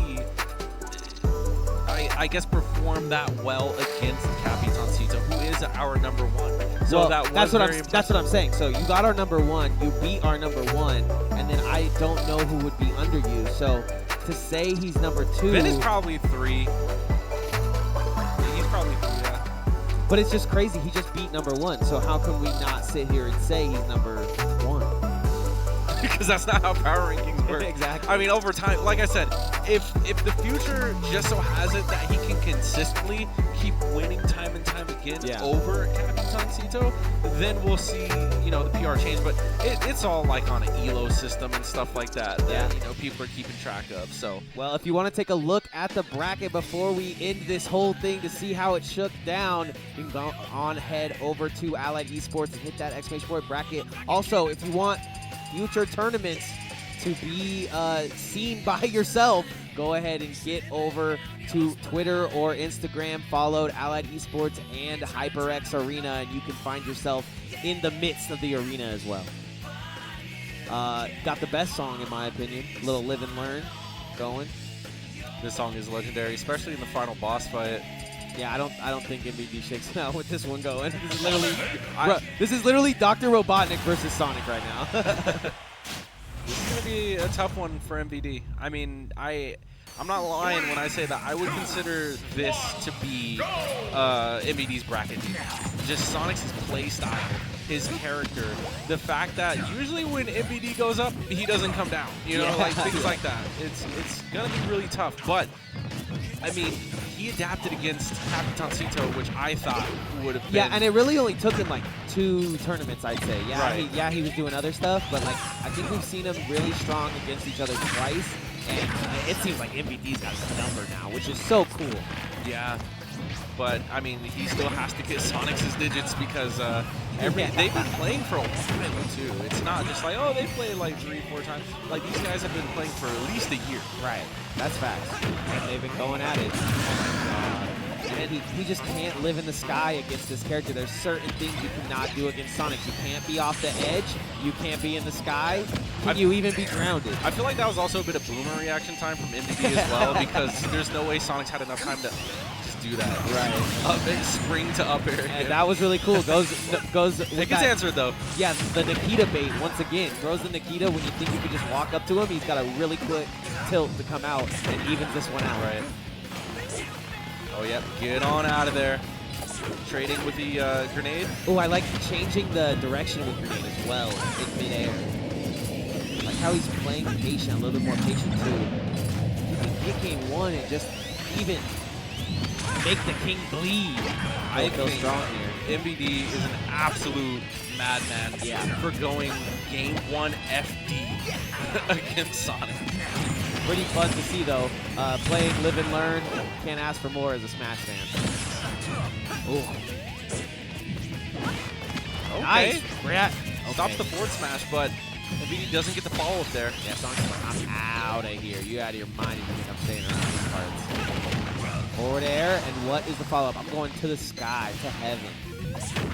Drop it down like I'm telling you, top of him. What goes up doesn't always come down. Not in this matchup. And Sonic showing us just that, and he's honestly, just so much percent from MVD, and a lot of that was him just armoring through it. Armoing? No, you call it armoing. Yeah, armoing through it. That's okay around these parts. I wonder if he's still in chat. I mean, he did get I've seen him down there on some weird stuff. Yeah, I think I did too. I think that's why he got banned in the chat, because he's at the tournament. You know, like, how you gonna talk crap? I'm sitting right here, bro. Okay, there we go. So we're trading up airs. This is fine in MVD's This is the eyes. most up air kills I've ever seen in one set. Yeah, MVD's okay with the getting a little bit of rage here. Goes for that Salto Hockey. Oh, lots of hockey. Oh no! He gets the read, and MVD just leans back. And there, once again, great call up by Foe. Most up air kills in an entire set ever. Yeah, I mean, when you're playing against these characters who have no issue recovering high like that, sometimes you want to just maybe throw out a hitbox or two with the blast zone. To be honest, though, MVD played amazing. It's just like if he never goes to the air there, he would have been all right. But Sonic's continuously pushing him to his limits. Yeah, so getting into this game 2, I mean, I'm just hoping it's not a 3-0. I'm hoping it's not a 3-0 body bag.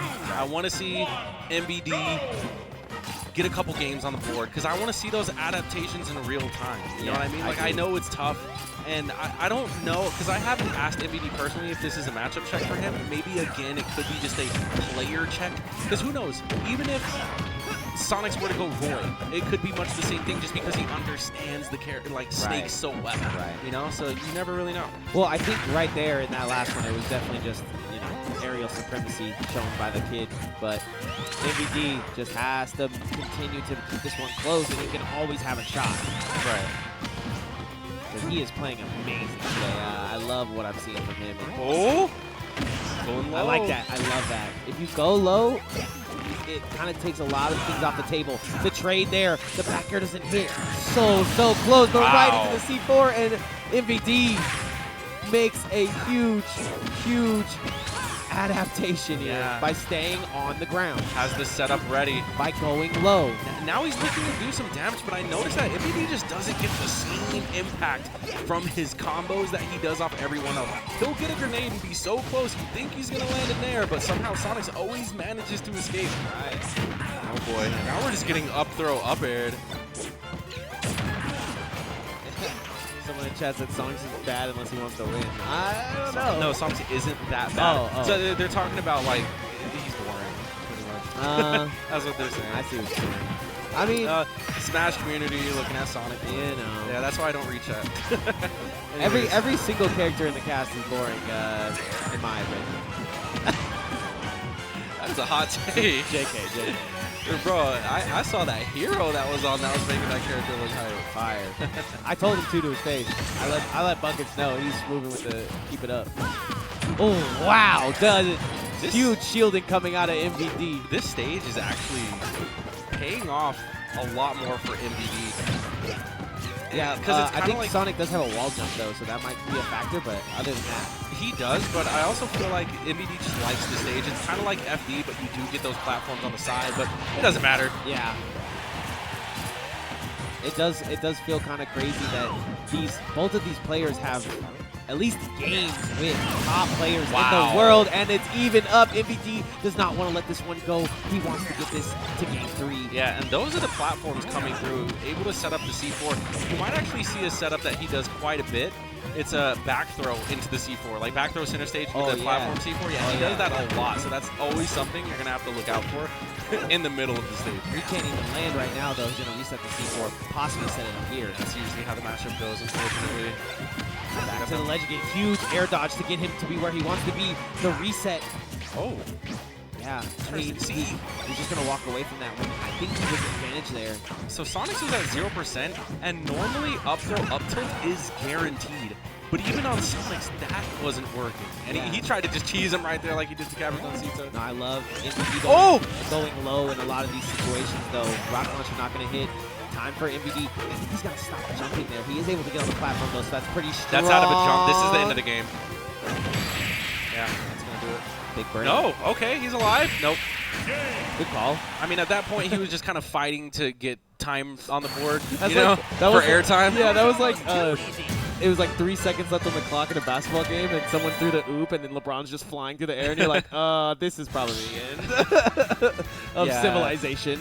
No, because MVD had a misplay there. It was literally like 2 frames that if you blinked, you missed it. But he ended up burning his double jump.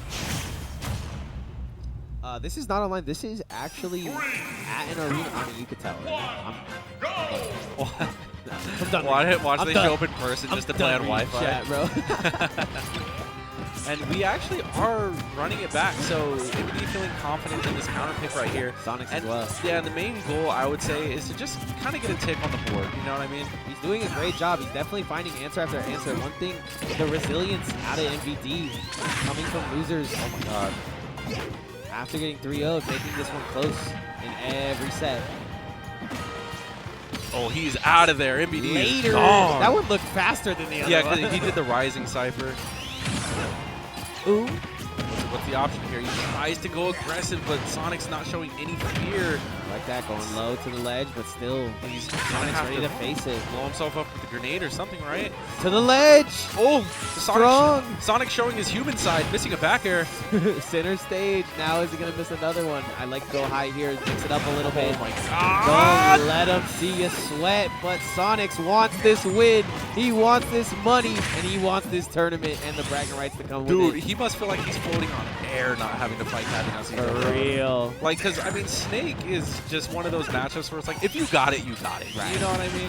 But I feel like me Gunner, like, and I could be, if I asked Capitancito, I know that he would say I'm completely wrong about this, but I feel like that character is just stressful regardless of your knowledge of the character. Like, Yeah, I mean, for me with Zelda, that character's just stressful regardless Yeah, of the we've matchup. seen him do things like come back from 0 to 100 victories, so Oh that boy. character definitely knows how to put damage on him and kill after, but so does Sonix. What's the option here? Not again. Continue to cut him up. He air dodges, but even still, He needs to do that, yeah, he needs to do some move in the air to try to trade it at least. I like that spacing of that. Oh my god, but just barely falls out of his multi-hit forward air. just killing Sonix is the challenge here. I like that. Throw a move in the air. Sonic living to 151 should be pretty uncharacteristic considering Right. how light he is. Literally, uncharacter for your character. Yeah. Oh, Tries to okay. get the grab. Nice mix up, and the dash attack's gonna hit. 154, he's gonna have to put on a clinic right now. That's a great start. Big hits. Yeah, good start. Oh boy. In the air. Bouncing like you just don't care. Here comes homie. Oh, he killed himself. Yo, did he No. have a grenade in his hand? Like, what? Yo, Sonic makes the most uncharacteristic play I've ever seen and kills himself That off was- the top after an air dodge homing attack. That was not uncharacteristic at all. If anyone is going to die like that, it's Sonic. Yeah. He's going to do some stuff, yeah, go it's for the clip. 50-50. Yeah, go you're right. completely ham, and then just end up in the background somehow. You're so right. And now MVD knows he's got the lead, and he's going to set up camp. The funny thing is I didn't even know he had to have caught a grenade. That's the only way he would have died. Oh, sit down. Self-SD, pretty crazy. Yeah, because I'm pretty sure Sonic doesn't SD himself off of Right. a homing attack. It was, Not upwards. or at it least. could have been Cypher. I think it was the perhaps. amount of how long he charged it. You know, There's no way. No, he got hit by something. Something, yeah. You can quote me on that. He definitely got hit by something. Because the only person I think who kills themselves off the top without getting hit is Wario's walk. I'm pretty sure that's literally it. Sounds about right. Nikita Oh my midair. MVD pulling out Check, the correct cool me if stuff. I'm wrong. Chugging along. 2. 26. He's dead. You're not teching that. but glad Ball's he was not down gonna there. save you. Hit a little bit of damage too. He got what he wanted. Now he's got Sonix at a possible game here. If he drops this one, he's going to be feeling it though. If he drops this one, he's forever banning Talos. Yeah. There's no way we ever see this stage in Sonic's stage pool again. Not against MVD. Nice. Nade? He threw the nade midair. God, Sonix is so crazy. Yo, people are like watching this. I'm saying, I'll be watching it too. This is a possibility that MVD could dethrone the king here if he can just shake up Sonix enough to really get into his psyche. The bar squad is really rooting for MVD on this one. Well, you know, we can see hear them. Caius over there. You got the boys. Yeah, you got Vin, Juice, Zerx, That is the bar squad for sure. Capitancito, Pollo. Yeah, I mean, if anybody wants Capitancito to win, or you know, Sonix to win, it's Capitancito, right? 'Cause No. Even though MVD beat him, it's like, go ahead, handle business. It's hitting the head with an A. 164. Once again, Sonic living to these insane percentages. 175. I'm going to take one earphone off just so I can hear them pop off. Yeah. MVD has to win this. Surely. I have to hear the noise in the arena. Sonix is clinging on to life, though. Ow, is this Sonic alive? Oh my god, the percent is slowly being added on. MVD with Rage, an uncharacteristic roll! Air dodge! Watch the rage. No! Oh no, that could be it. Okay, as he can just stop. Oh my god! He has to get away. Okay, and The now jab! the reset is going to Will help. it be a 3-0? The Will we reset- get to go home? The reset to MVD in mid-stage is very smart here, but... Oh, no! Yo! So close. A Sonic living to 169 to take the 3-0. The 3-0 does not say anything close to how good that was. An amazing showing from MVD on the day. And only person he needs to get the blueprint on is the blue boy himself. Ladies and gentlemen, congratulations to Sonix for winning Knockdown number 81. Wow, that was quite the 3-0. I mean, that just goes to show, like, if you want to talk about someone who earned it, I definitely think Sonix earned that when he fought his way back from the depths. Yep, and that is your back-to-back champion, Sonix. Yeah, guys, well, that concludes it. I mean, we had a very solid tournament. And again, this is an unsanctioned event, meaning that it's not for ranking. So some people came in here, you know, dilly-dallied and played whatever character they wanted to. But those guys down there, no top 5 game was dilly-dally. they were all about the Skrilla. Yep. You feel me? But Facts. yeah, as Nick said, that is going to conclude it. So guys, thank you so much for being here for Knockdown 81. Please feel free to follow Allied Esports and VGBC Video Game Bootcamp 2 on Twitch, and remember this and Foe is as well on Twitter. Foeskate on Twitter. Remember that this is a weekly tournament, so we're probably going to have Knockdown 82 happening next Friday as well, 6:15. Hope to see you guys there. With that being said, congrats. Thank you guys for chilling. Until next time.